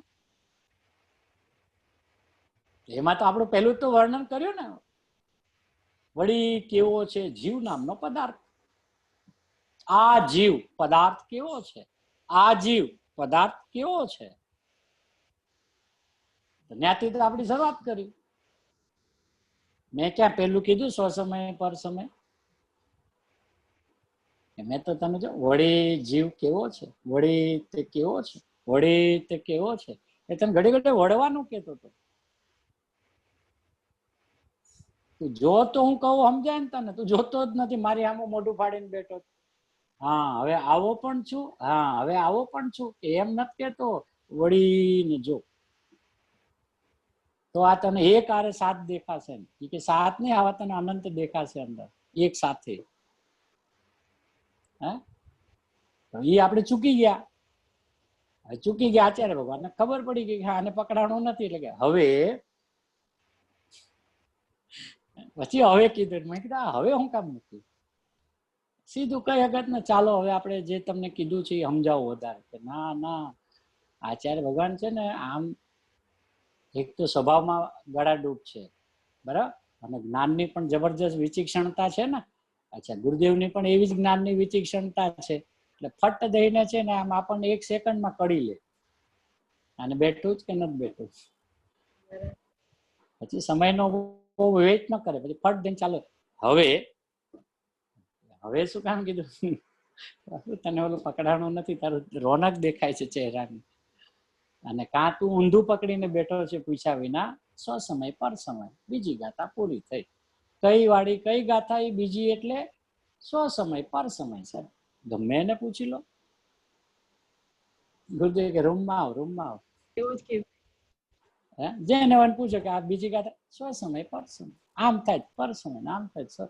તમને તો આવડી ગયું, લ્યો. તોય સમય રૂપે ન પરિણમ્યા. ખબર પડી ગયા પછી એ નથી પરિણમતા. તો કે અમે સમય રૂપે નથી કોઈ દી વિચાર કર્યો, અમે તો સ્વ સમયમાં અટકી ગયા હતા. કે અમારે તો સ્વ સમય રૂપે પરિણમવું છે. એ તો આચાર્ય ના કીધું બાધા ઉત્પન્ન કરાવે છે. તો એને બાધા પણ છે ને ખાલી પર સમયમાં જ લગાડી. બાધા શબ્દ આવ્યો ને એટલે સીધું પર સમય ઉપર. એક તો આમે એને જોતો નથી, ગમતો નથી, રાગ, એટલે સીધું એના પર મૂકે. દ્વિબાધા, આ રાગ બાધા ઉત્પન્ન કરાવે. આ હારું, સ્વ સમય હારો. તો બાપુ રાગ દ્વેષ ચાલે જ, તને ખબર પડે છે. સ્વ સમય હારો ને પર સમય ખરાબ, એટલે તને રાગ દ્વેષ ચાલે જ, ખબર પડે છે. અને તારે આ ભાવમાં વિતરાગતાનો જન્મ કરવો છે? ન થાય બાપુ. કે તો શું લેવાનું હતું બીજી ગાથામાં? કે સમય. આચાર્ય તો મૂક્યું ને સ્વ સમય, કે એને લખ્યું ને છેલ્લે બાધા વિવિધપણામાં, અને વિવિધપણું પ્રગટ થાય છે, બેપણું પ્રગટ થાય છે. તું જોઈ લે તારા બેપણું હોય કે નહીં. આ તું તને જોયો નથી ને એટલે તું બકવાસ કરે છે.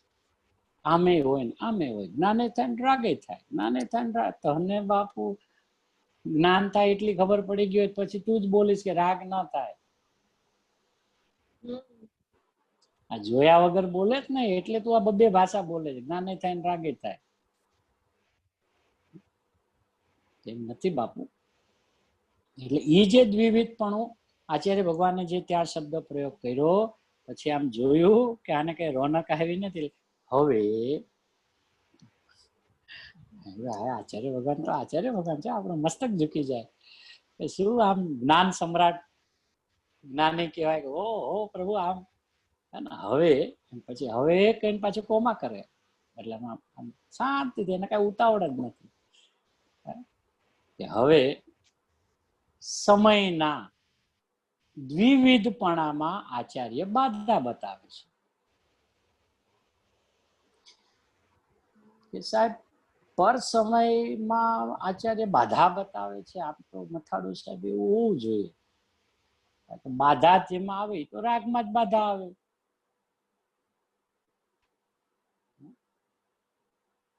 મારે ક્યાં સો સમય પર સમય બતાવશે. કેટલો અદ્ભુત શબ્દ પહેલો જ મૂક્યો, સમયના દ્વિવિધપણામાં આચાર્ય બાધા બતાવે છે.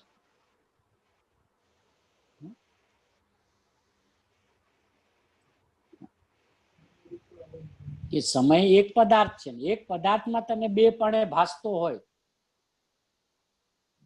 અથવા તું એક પદાર્થને જ બે પણે માનતો હોય ને જાણતો હોય, બાપુ એ તો બાધા ઉત્પન્ન કરે છે. કેમ કે એવું છે જ નહીં. જોવે તો બાધા ઉત્પન્ન થાય છે એમ નહીં, એવું છે જ નહીં, એનું નામ બાધા. એમ જોવું એ બાધા છે એમ નહીં.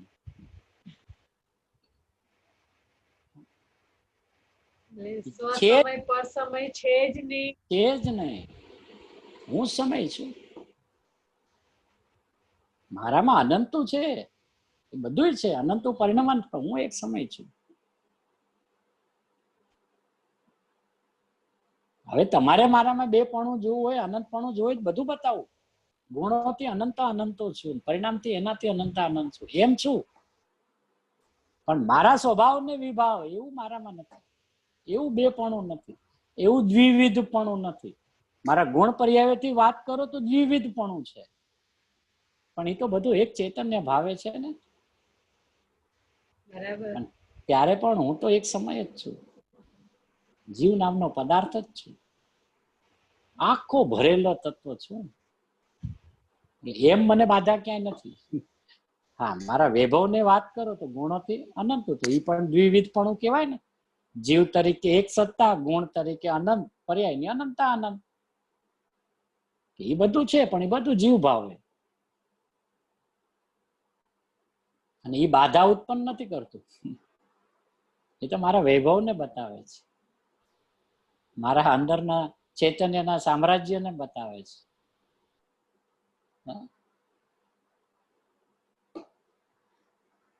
એ આખી ગાથાની અંદરમાં જે આગળ કેવું છે એ ન સમજાણો એટલે ત્રીજી ગાથાની અંદરમાં આ વાત કરે છે.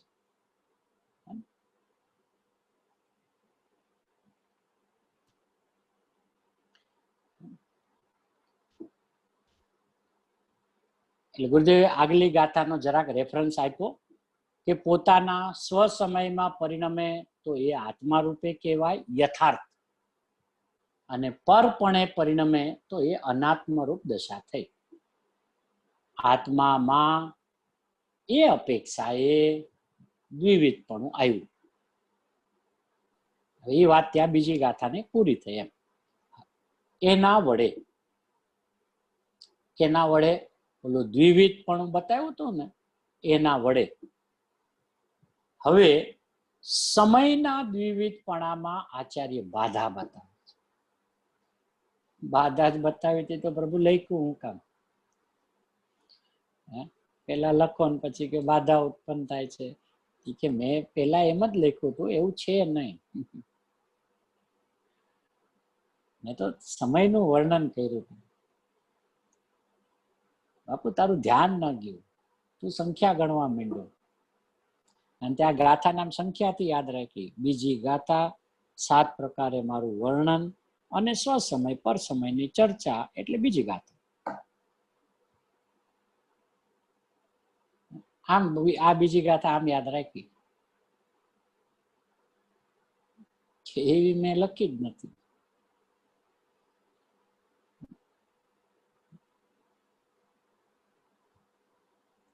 હવે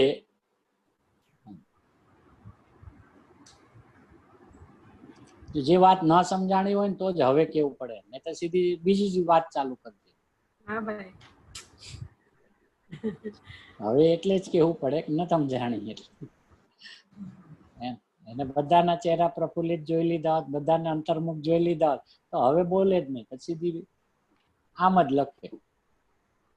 પછી તો કદાચ એવું બી બને કે નીચેની કડી જ ના આવે, તેથી બને વિકવાદીની બંધન કથા એકત્વમાં, એ કદાચ એની જગ્યાએ કંઈક અદભુત કળા, બીજી કોઈ અદભુત લાઈન આવી ગઈ હોત, કોઈક એવું અદભુત સૂત્ર મુકાઈ ગયું હોત.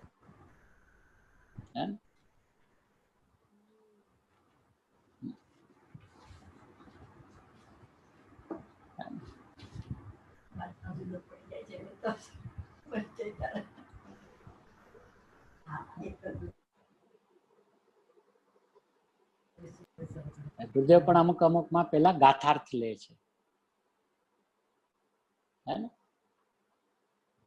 બહુ ઓછી ગાથાઓ છે કે જેમાં ગુરુદેવ ગાથાર્થ પેલા લેતા હોય, શરૂઆતમાં ઘણી બધી ગાથાઓમાં ગાથાર્થ લે છે, નહીં તો ગુરુદેવ સીધી ટીકાથી ચાલુ કરે.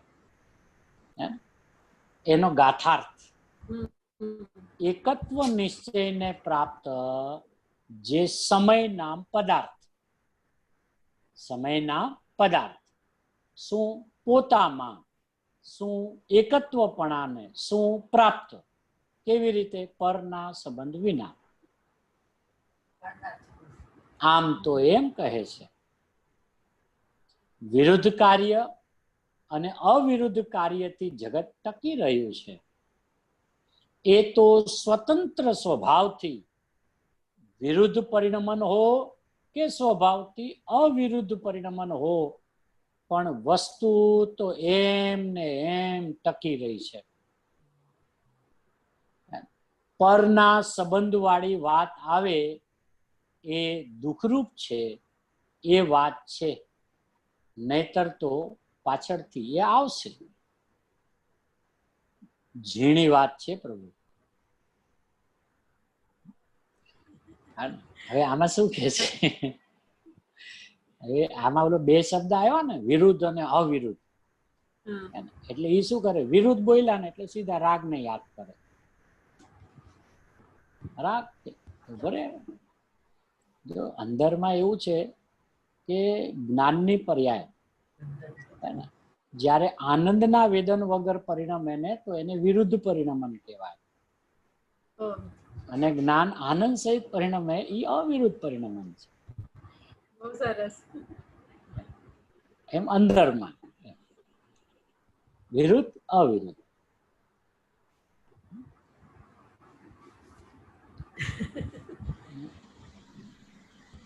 બહુ સરસ ભાઈ.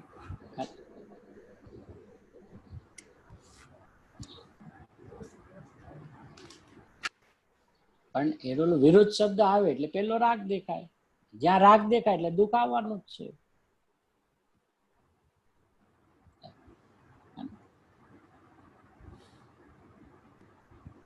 પણ એ તો બધું આગળ પછી તો બધું એક એક નું ખોલે છે.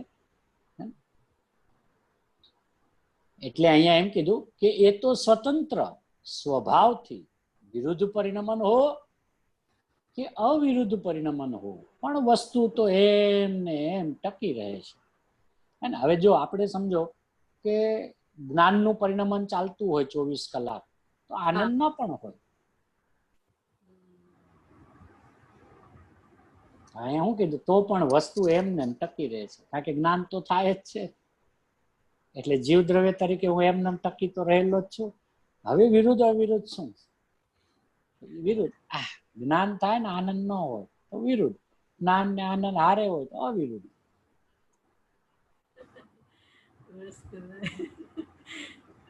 અને પછી ટોટલ મારીને શું કે, પણ વસ્તુ તો એમને એમ ટકી રહે છે.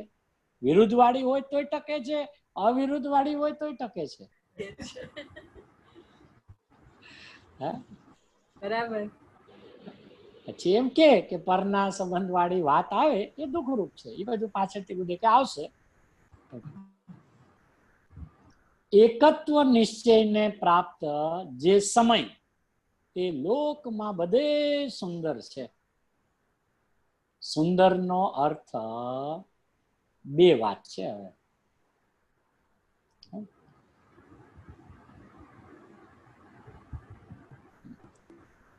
હવે ગુરુદેવ શું કરશે કે દ્રવ્યની શુદ્ધતા અને પર્યાયમાં અશુદ્ધતા એમ બે વિરુદ્ધ અવિરુદ્ધ બતાવશે. એ પણ આપણો બે ધર્મ છે ને કે બે પર્યાયમાં માન લો જે કાંઈ સ્થિતિ વર્તમાનની હોય, પણ એ સમય દ્રવ્ય તો શુદ્ધ જ છે, તો દ્રવ્ય શું છે? અવિરુદ્ધ. બરાબર.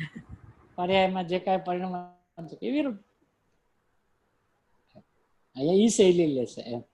જો હવે પછી ગુજરાત શું કે સુંદર નો અર્થ બે વાત છે. શું સાહેબ બે વાત છે?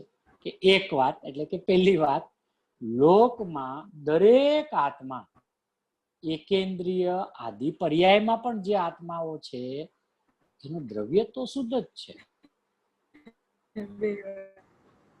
અને એ તો સુંદર જ છે. કેવી રીતે? કે દ્રવ્યપણે. પણ એની સુંદરતાની પ્રાપ્તિ થાય ત્યારે તેને સુંદરપણે છે એમ કહેવામાં આવે છે. હવે જેને પ્રાપ્તિ નથી, જેને સુંદર તત્વની શુદ્ધ સ્વરૂપની પ્રાપ્તિ નથી, તો એની જે પ્રાપ્તિ નથી એ તો એની અસુંદરતા છે ને.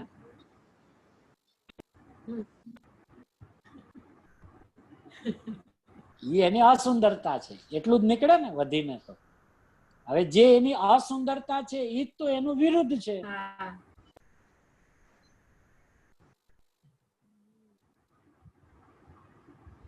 બરાબર ભાઈ,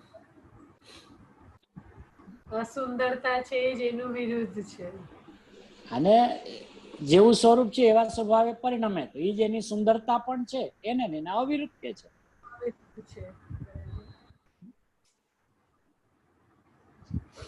આ તો ગુરુદેવ હજી ઓલું ગાથાર્થ છે ને, એટલે એમ કે ઉપલક ઉપલક આપણને બધું આમ સમરી આપે છે એમ કે ભાઈ આમાં આમ આવશે. પછી તો આમ એક એક લાઈન વાંચશે ટીકાની ત્યારે રમઝટ કરશે. એથી એકત્વ નિશ્ચયગત કીધું પરિણમન. હવે ક્યાંક દ્રવ્યની વાત કરે, ક્યાંક પરિણમનની વાત કરે. આપણું જ્ઞાન પણ હારે હારે આમ ઝડપથી ફરવું જોઈએ ઓલા કાગડાની કીકીની જેમ. એને આંખ તો એક જ હોય પણ દોડો છે ને આમ એટલો બધો ઝડપથી ફરે આપણને લાગે બે છે એને. કાગડાને આંખ એક જ હોય એટલે આમ આંખ બે હોય પણ એનો દોડો એક જ હોય. એટલો ઝડપથી ફરતો હોય ને એમ, એટલા ઝડપથી આપણો જ્ઞાન ઉપયોગ ગુરુદેવને હારે હારે હોવો જોઈએ. ઉપર ઓલા એકેન્દ્રિય નું લીધું ને તો દ્રવ્ય શુદ્ધ મૂક્યું. એ સમય એનું દ્રવ્ય તો શુદ્ધ જ છે ને, એ તો એની સુંદરતા છે. ભલે એની પર્યાયની સ્થિતિ અત્યારે એકેન્દ્રિયપણે હો. અચ્છા, હવે એ પર્યાયની જે એકેન્દ્રિયપણ છે એ તો એની અસુંદરતા છે ને. અને એ જે એની અંદર અસુંદરતા છે એ તો એનું વિરુદ્ધ કાર્ય છે ને.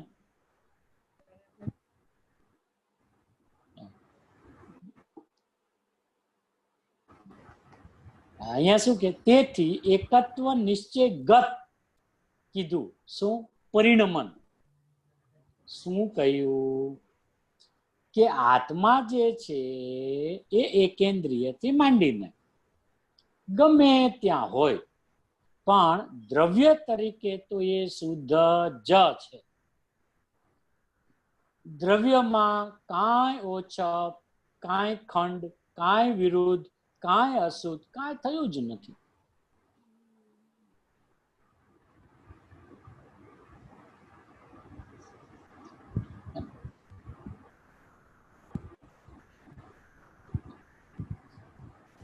હવે જે આમાં છે ને આપણા છોકરાને પણ આપણે ઘણી વાર બચાવતા હોય ને તો વર્તમાન દોષને એક્સેપ્ટ કરતા હોય ત્યારે શું કે ભલે તોફાની છે પણ છે હોશિયાર હો. એક આરે બે વાત કરીએ છીએ ને આપણે. હા ભાઈ તમારી વાત સાચી છે, કદાચ એને તોફાન કર્યા એની ના નથી પાડતો, પણ છે છોકરો મારો ડાયો બહુ. ઈ શું હે વિરુદ્ધ અવિરુદ્ધ બે ધર્મ એક સાથે અને છતાંય વસ્તુ જીવ તરીકે આખો રહ્યો ને એમ. આ તમારી વાત સાચી છે, તોફાન કર્યા એના એ એની અસુંદરતા છે. પણ અસુંદર છે એટલે આખો અસુંદર નથી થઈ ગયો, કાંઈ ડાયો છે બહુ. હું એને સમજાવી દઈશ ને પછી નહીં કરે.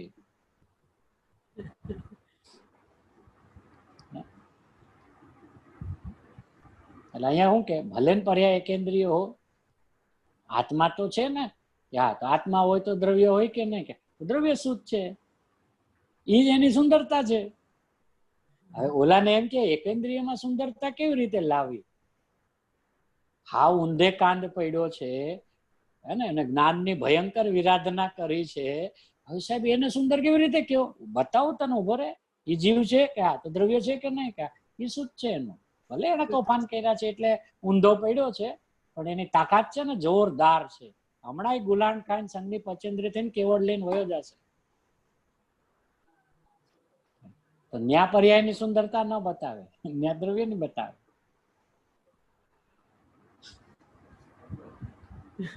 તો ઓલાને બળ આવે ને કે ભલે મેં મસ્તી કરી, તોફાન કરી, પણ મારામાં તાકાત તો છે, હું સિદ્ધ થઈ શકું. ભલે મેં મારી ના પાડી, મારી જ ના પાડી છે ને કે હું મારી હા ના પાડી શકું. જયારે હા પાડવી છે તો કોઈ સોલિડ વસ્તુ જોઈએ ને કે આ તો પોતાનું દ્રવ્ય છે ને, મારે જગતનું શું કામ છે? મેં જેની ના પાડી એની જ મારે હા પાડવાની છે ને.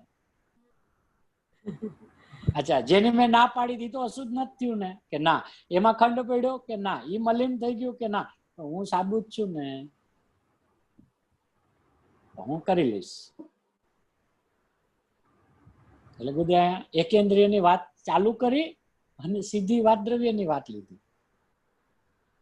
એટલે દ્રવ્ય પર્યાય બે નો સિદ્ધ કરી દીધો ને. પર્યાયની અંદરમાં અત્યંત હીણતા છે ને ત્યારે શક્તિએ સ્વભાવે મારું દ્રવ્ય તરીકે હોવા પણ તો લખલૂટ ભર્યું છે.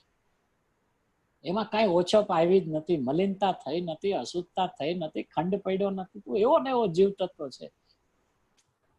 આ તો ફડાક દઈને ઉપડે.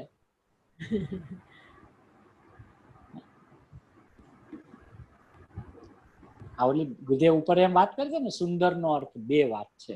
એટલે પેલી આ લીધી, હવે બીજી વાત કરે. હવે બીજી રીતે કે એકત્વ નિશ્ચય ગત જેવું સ્વરૂપ છે પ્રભુ આત્માનું, એવું અભેદ રત્નત્રય પરિણમે તે સુંદર છે.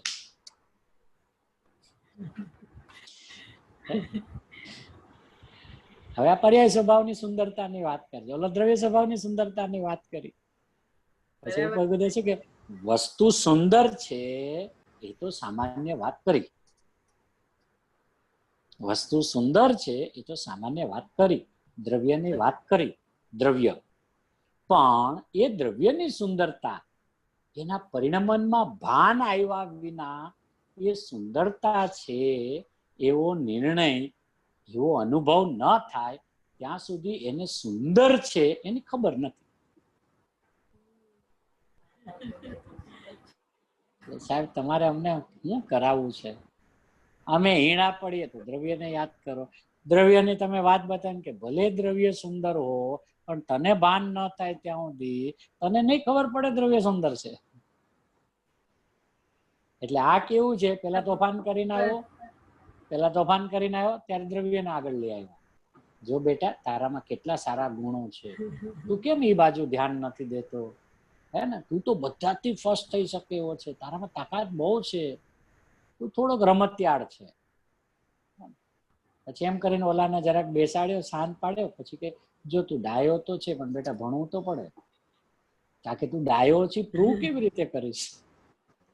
ફર્સ્ટ આવીશ તો બધા કહે છે ને તને કે બહુ ભણવામાં હોશિયાર છે.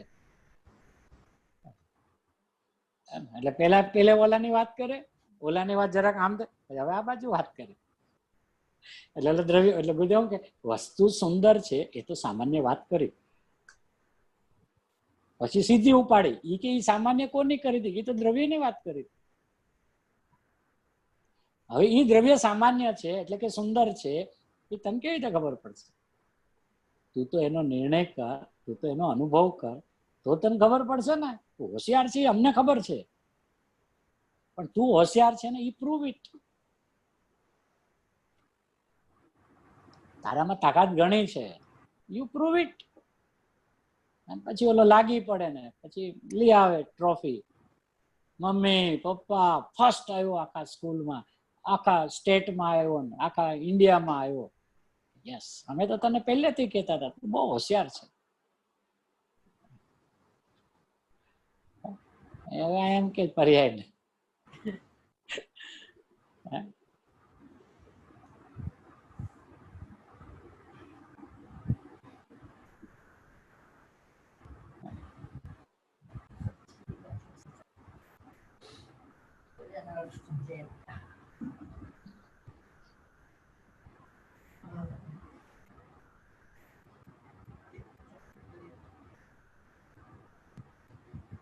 એકત્વ નિશ્ચય ગત ભગવાન આત્મા પોતાનું જે અભેદ રત્નત્રય એકત્વ, હવે પોતાનું એટલે ભગવાન આત્મા દ્રવ્યનું નહીં, પોતાનું એટલે પર્યાયનું.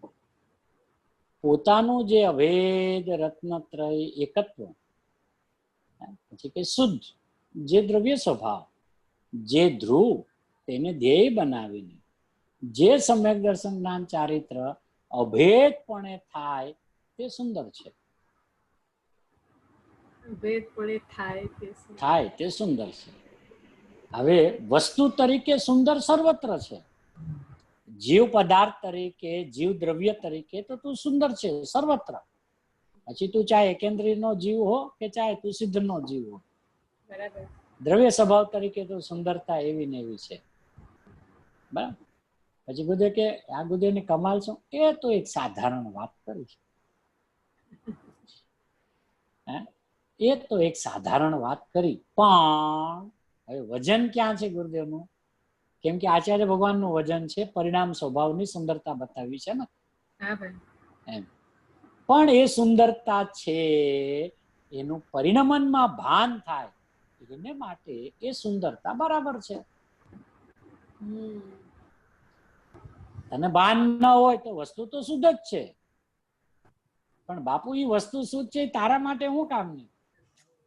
તને તો ભાન જ નથી.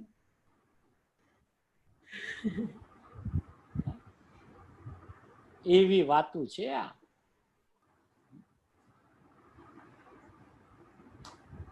એકત્વ નિશ્ચયને પ્રાપ્ત, પ્રાપ્ત છે ને, પ્રાપ્ત એટલે ઓલો પ્રાપ્ત થાય છે અને એ વાત નથી. પ્રાપ્ત એટલે છે.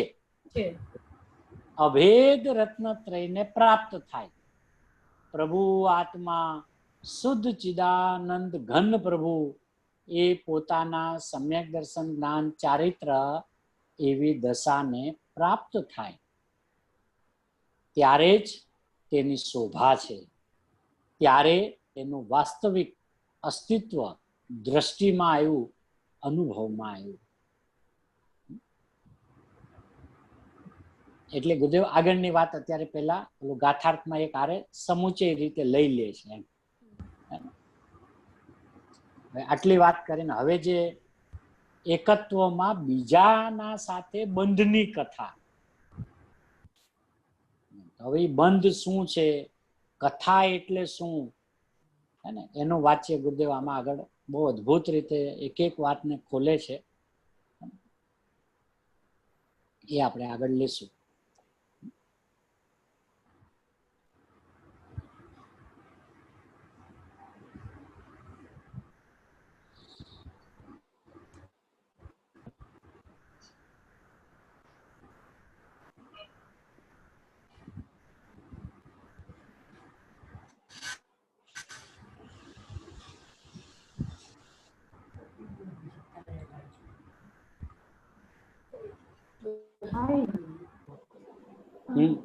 તમે એમ કીધું કે બીજી ગાથાના છેલ્લામાં બાધા કહેતા હતા, એ મને ખબર ના પડી. શું કહેતા હતા તમે? તમે એમ વચ્ચે પેલું કીધું ને, સેકન્ડ ગાથાના છેલ્લી લાઈનમાં બાધા, એમાં બાધાનો ભાવ શું હતો એ વખતે કહેવાનો? એટલે એમ કે બીજી ગાથામાં દ્વિવિધપણું પ્રગટ થાય છે એમ આચાર્ય ભગવાને ટીકાના છેલ્લા શબ્દોમાં લખ્યું. હવે એ દ્વિવિધપણું છે ને એ બાધા જ છે એમ, એટલે એમ થાતું નથી. એટલે એમાં બાધા શબ્દ ન મૂક્યો, એમાં બાધા શબ્દ ન મૂક્યો, બરાબર. અહીંયા ત્રીજી ગાથાના મથાળામાં બાધા બતાવે છે એમ કીધું. સમયના દ્વિવિધપણામાં આચાર્ય બાધા બતાવે છે એમ કીધું ને મથાળામાં. તો હવે અહીંયા જે મથાળામાં બાધા બતાવે એનો મતલબ શું થયો કે ઓલું દ્વિવિધપણું પોતે જ બાધા છે એમ.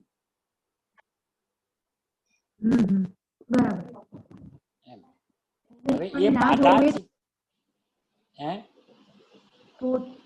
બધાને એક પોતપોતાપણે ના જોવે જ બાધા થઈ ગઈ ને. એટલે અહીંયા તો હવે શું છે, મૂળ પોતાની વાત છે એમ. કેમ કે પોતાને જ બે રૂપે, જો બીજા કોઈ દ્રવ્યની બે રૂપે જોતો જ નથી. એને ક્યારેય પણ પૂતગલ અને જીવ, પૂતગલ ને અધર્મ, પૂતગલ ને આકાશ, પૂતગલ ને કાળ એમ જોયો જ નથી, અને એમ કોઈ દી જોતો બી નથી. એ ખાલી જોવે છે એકલો પોતાને બે પણ. હવે ત્યાં પેલા એટલું કીધું દ્વિવિધપણું પ્રગટ થાય છે, એટલે કે એવું કઈ થતું નથી એમ કે છે. બરાબર. હવે ન સમજાણું એટલે પછી હવે એટલે માટે હવે શબ્દ મૂકો. બરાબર. ઘણી વાર આપણે કોઈ ગ્રુપ ડિસ્કશનમાં બેઠા હોય અને કોઈ વાત આમ ચાલતી હોય, પછી આમ ઘણી વાર સન્નાટો થઈ જાય ને, કોઈ વિષય આપણને સમજો એ સમયે બહુ તરત ક્લિક ન થયો હોય, ન કદાચ આપણે આમ કેમ આમ સન્નાટો થઈ જાય ને 2-4 સેકન્ડ માટે એમ, પછી આમ જોવે કે યાર બધા સુમ થઈ ગયા છે એમ, પછી શું હવે ત્યાં જે દ્વિવિધપણું કીધું ને એમાં મારે શું કેવું છે, બરાબર. એ બાધા ઉત્પન્ન કરાવે છે, બાધા બતાવે.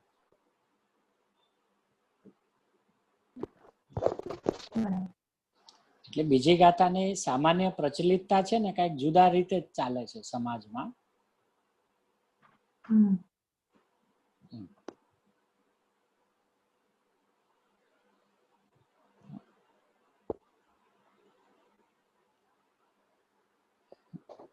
એ ગાથા આખી સમયની છે અને એ ગાથાની પ્રચલિતતા સ્વ સમય પર સમય વાળી થઈ ગઈ છે. એટલે પછી વિચાર બી જ આવે ને, બીજી ગાથા એટલે મારું એક તો 7 પ્રકારે વિશ્લેષણ કર્યું છે એમ,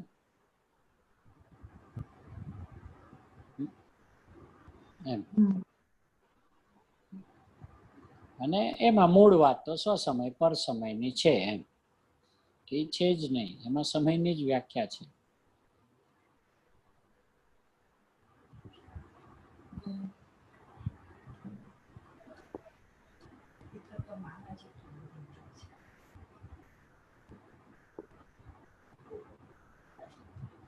એમાં વધારે ભાઈ પર સમયની જ વાત ચાલતી હોય. ઉદ્ગલ કર્મના પ્રદેશોમાં સ્થિત છે એની વધારે.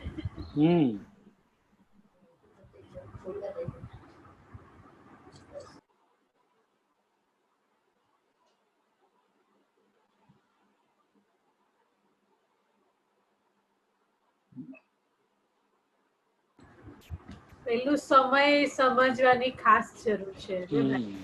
સમય એને સમય જ છે ને કિંમતી નથી લાગતો. પદાર્થ, જીવ નામનો પદાર્થ કિંમતી નથી લાગતો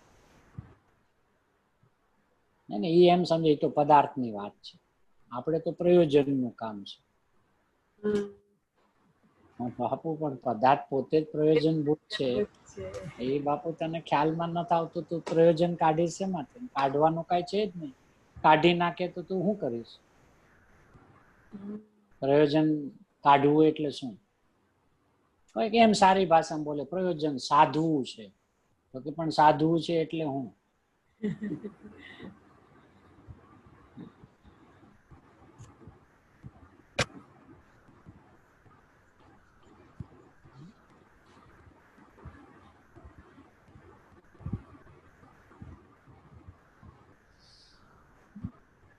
આવશે ત્રીજી ગાથામાં તો બહુ અદભુત ખુલાસા છે ગુરુદેવના.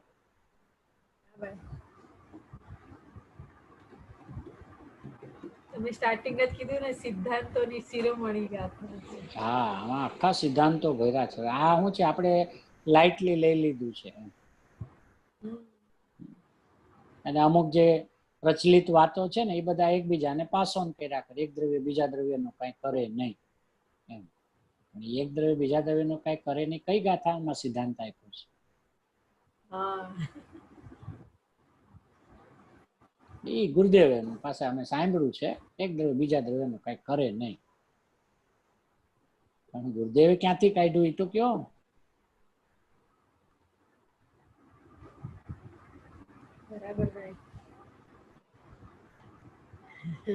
ગુરુદેવે જ્યાંથી કાઢ્યું, અમને તો ગુરુદેવે કાઢ્યું ને એમ માન્ય છે, પણ એમ ના હાલે.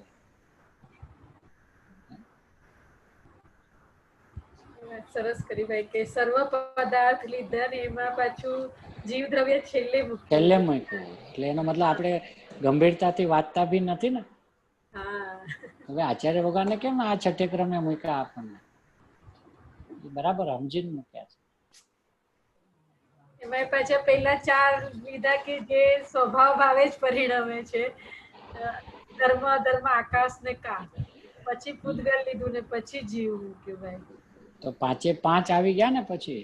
હા બરાબર. એટલે એણે તો શું છે આવી રીતે પણ ભૂલ કરી છે ને. અચ્છા.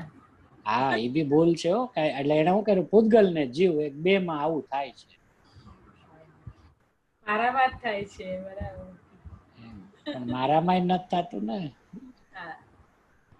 કારણ કે 5 ને આગળ રાખીને છઠ્ઠા ને હવે પૂછે છે. જે છઠ્ઠો છે ને એ પહેલો છે. ક્યાંથી થાય એમ પછી પૂછ્યું ને ક્યાંથી થાય. છઠ્ઠો છે પહેલો છે કીધું ભાઈ? એટલે છઠ્ઠો છે એ છે તો પહેલો જ ને, બધાને જાણ ના પડે. અત્યારે એને તો પણ છેલ્લે મૂકો છઠ્ઠે ક્રમે, કારણ કે જે નથી જાણતા એને જણાવવો છે ને. હા. અને એને એના હાથે એનો કાન પકડાવવો છે. બરાબર. એટલે આદેશ ના આપ્યો, પરીક્ષા પ્રધાની બનાવ્યા. એટલે ઓલા 5 ને લાઈનમાં રાખ્યા, 4 ના બોલવા, 5 બોલવા. કારણ કે 4 આરે તેને વાંધો નથી ને, એટલે 4 બોલે. કે 4 તો સ્વભાવ ભાવે પરિણમે છે, 4 કે 5. બધા સર્વ પદાર્થ કીધું. બહુ સરસ. ને એટલે મારું બીજું કેવું છે, એમ કઉ છું કે એ 5 ને એટલે નથી રાખતો કે એનો ઓલો ચાલતો અભિપ્રાય છે ને કે જીવ ને પૂતગલ 2 માં જ પ્રોબ્લેમ છે, હા એમ કઉ છું. એટલે એને આ બાજુ રાખ્યું પોતા તરફ. અમારે 2 માં પ્રોબ્લેમ છે, ઓલા 4 તો માં કઈ છે જ નહીં. એને તો ઉત્પાદ વાળી પર્યાય પણ બધી શુદ્ધ જ છે. એક ખાલી જીવ ને પૂતગલ માં પ્રોબ્લેમ છે. કારણ કે જીવ ને પૂતગલ નું નિમિત્ત પણ ને પૂતગલ નું જીવ ને. જીવ રાગ કરે ને કર્મ બંધાય ને કર્મ નો ઉદય આવે ને જીવ રાગ કરે. એટલે એની ફેવર માં રાખ્યું છે. અમારે 2 માં આવું છે, તારા 2 માં નથી. સાંભળ બાપુ, મૂળ તો ત્યાં લઈ જવું છે. હા.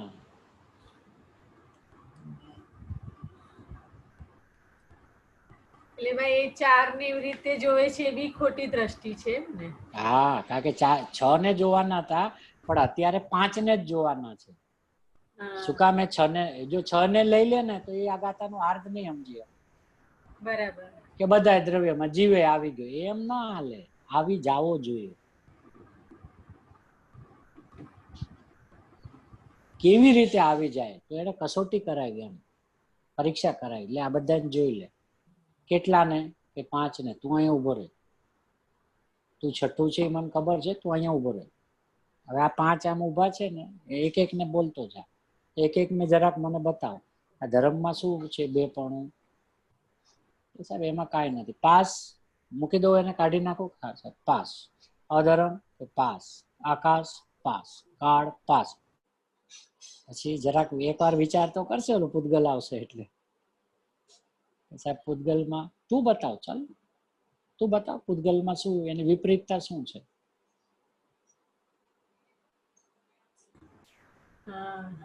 તું બતાવ. એમ તો ન કહી શકે કે એ પૂતગલ રૂપે પરિણમે, ક્યારેક જીવ રૂપે પરિણમે, તો વિરુદ્ધ કહેવાય.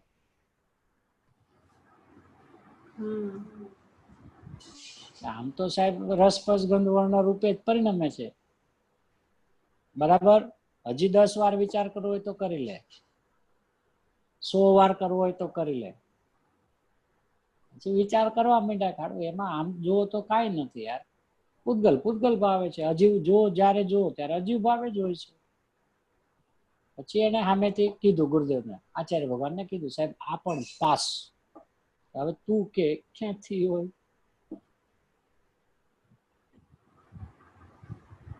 પછી ગળે ઉતરે ને તો બધા એની આરે જીવને લઈ લે, ગોટા જ વાળશે. એ સમુચયમાં નાખી દેશે. હા, બધા પદાર્થ કીધા હું આવી જ ગયો ને, એમ ના આવવું જોઈએ. આવી જ આવો જોઈએ, પણ નથી આવતો ને એટલે આ બધા એને એક એક ની કસોટી કરી. તારે જ્ઞાનમાં બેસાડે ને, આમાં નથી, આમાં નથી, આમાં નથી, 5 માં નથી, મારામાં કેવી રીતે હોય? મૂળ વાત અહીંયા વિચારવા માટે મારામાં કેવી રીતે હોય, એટલે ક્યાંથી હોય એમ પેલા પ્રશ્ન પૂછ્યો, પછી જજમેન્ટ આપ્યું ને. હા નહીં તો પેલું જ જજમેન્ટ આપી દે. પણ પેલા પ્રશ્ન પૂછ્યો ક્યાંથી હોય, કે ક્યાંથી હોય એટલે કે તને એટલે 5 લીધા હતા, હવે ખબર પડી કે પેલો જીવ હું કામ ન લીધો, કે તને પ્રોબ્લેમ છે ને, આ લોકોને પ્રોબ્લેમ નથી, તને પ્રોબ્લેમ છે ને, અને તારા પ્રોબ્લેમમાં જે નિમિત્ત છે એને આપણે જોઈ લે. હાલ તો હું એકને નહીં મૂકું, 5 ને લાઈનમાં મૂકું છું, તું સામે ઉભો રહે, તું મને બતાવતો જા. ન બતાવી ગયા તો કે 5મો પણ પાસ, સાહેબ ઈ પણ પાસ. હવે કોણ બચ્યું? હું એકલો. સાહેબ તું બોલ ક્યાંથી હોય? એ રીતે જ્ઞાનને કસીને હા આવે ને એની રોનક જુદી છે. અને ઓલા બધા એમાં ભેળવી નાખે, બધા શું તો હું શું, એમ ના હોય તો એનું જ્ઞાન કામ નહીં કરે. સરસ ધ્યાન દોર્યું ભાઈ, બહુ સરસ. હે ને?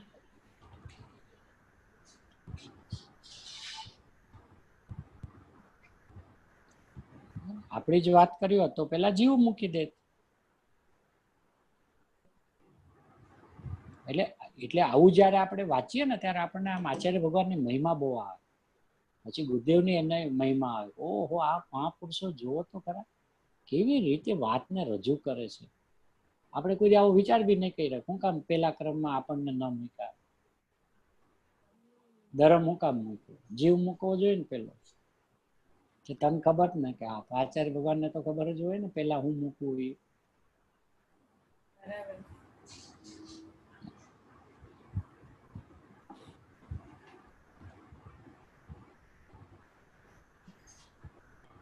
એટલે પછી જે જ્ઞાનમાં નિશંકતા આવી જાય ને એ પછી જિંદગીભર જાય નહીં. કે હવે એને ઘૂંટીને બેસાડીને શુદ્ધનો રણકાર કર્યો છે, પછી તો એને કદાચ કાંઈક માની લો કાંઈક થોડીક વાર અડધો કલાક પછી કાંઈક બીજું યાદ આવ્યું એટલે તરત પોતાને પૂછશે ક્યાંથી હોય, ક્યાંથી હોય. આવું હોય જ નહીં. પણ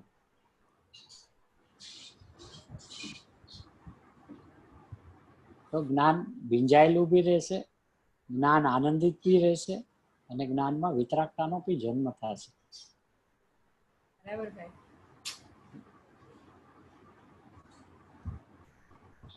એનું ગાથાના હાદ સુધી પહોંચાશે. હા, નહીતર તો એ વાંચવું જેવું થઈ જશે, વાંચીને વયો જશે. નહીં, એક એક શબ્દમાં ઉભું રહેવું જાય. ગુરુદેવે કેવી રીતે આટલું બધું કાઢ્યું?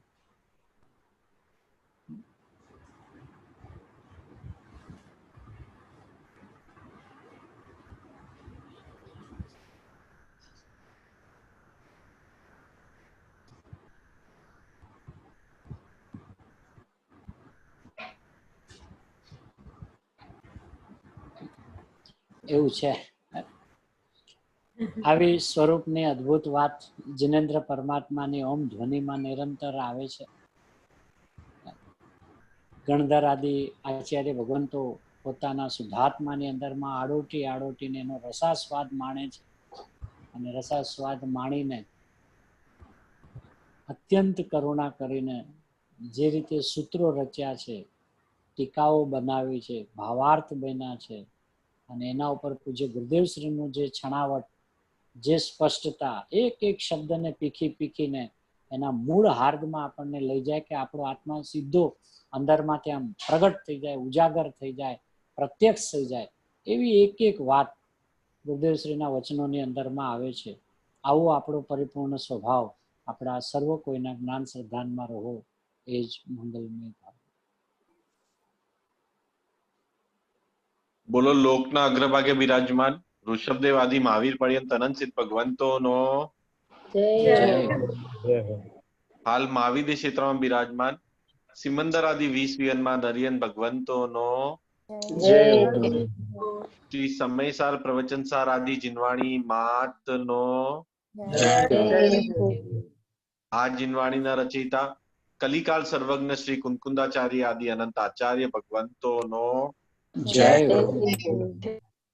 આ જીનવાણીના રહસ્ય બતાવનાર, અમાત્મ ઉદ્ધારક, અનંત અનંત ઉપકારી, અનંત તીર્થંકરોથી અધિક ગરજતા નાયક એવા કહાન ગુરુદેવનો જય હો. ધન્ય અવતાર પ્રશમૂર્તિ પૂજ્ય ભગવતી માતનો જય હો.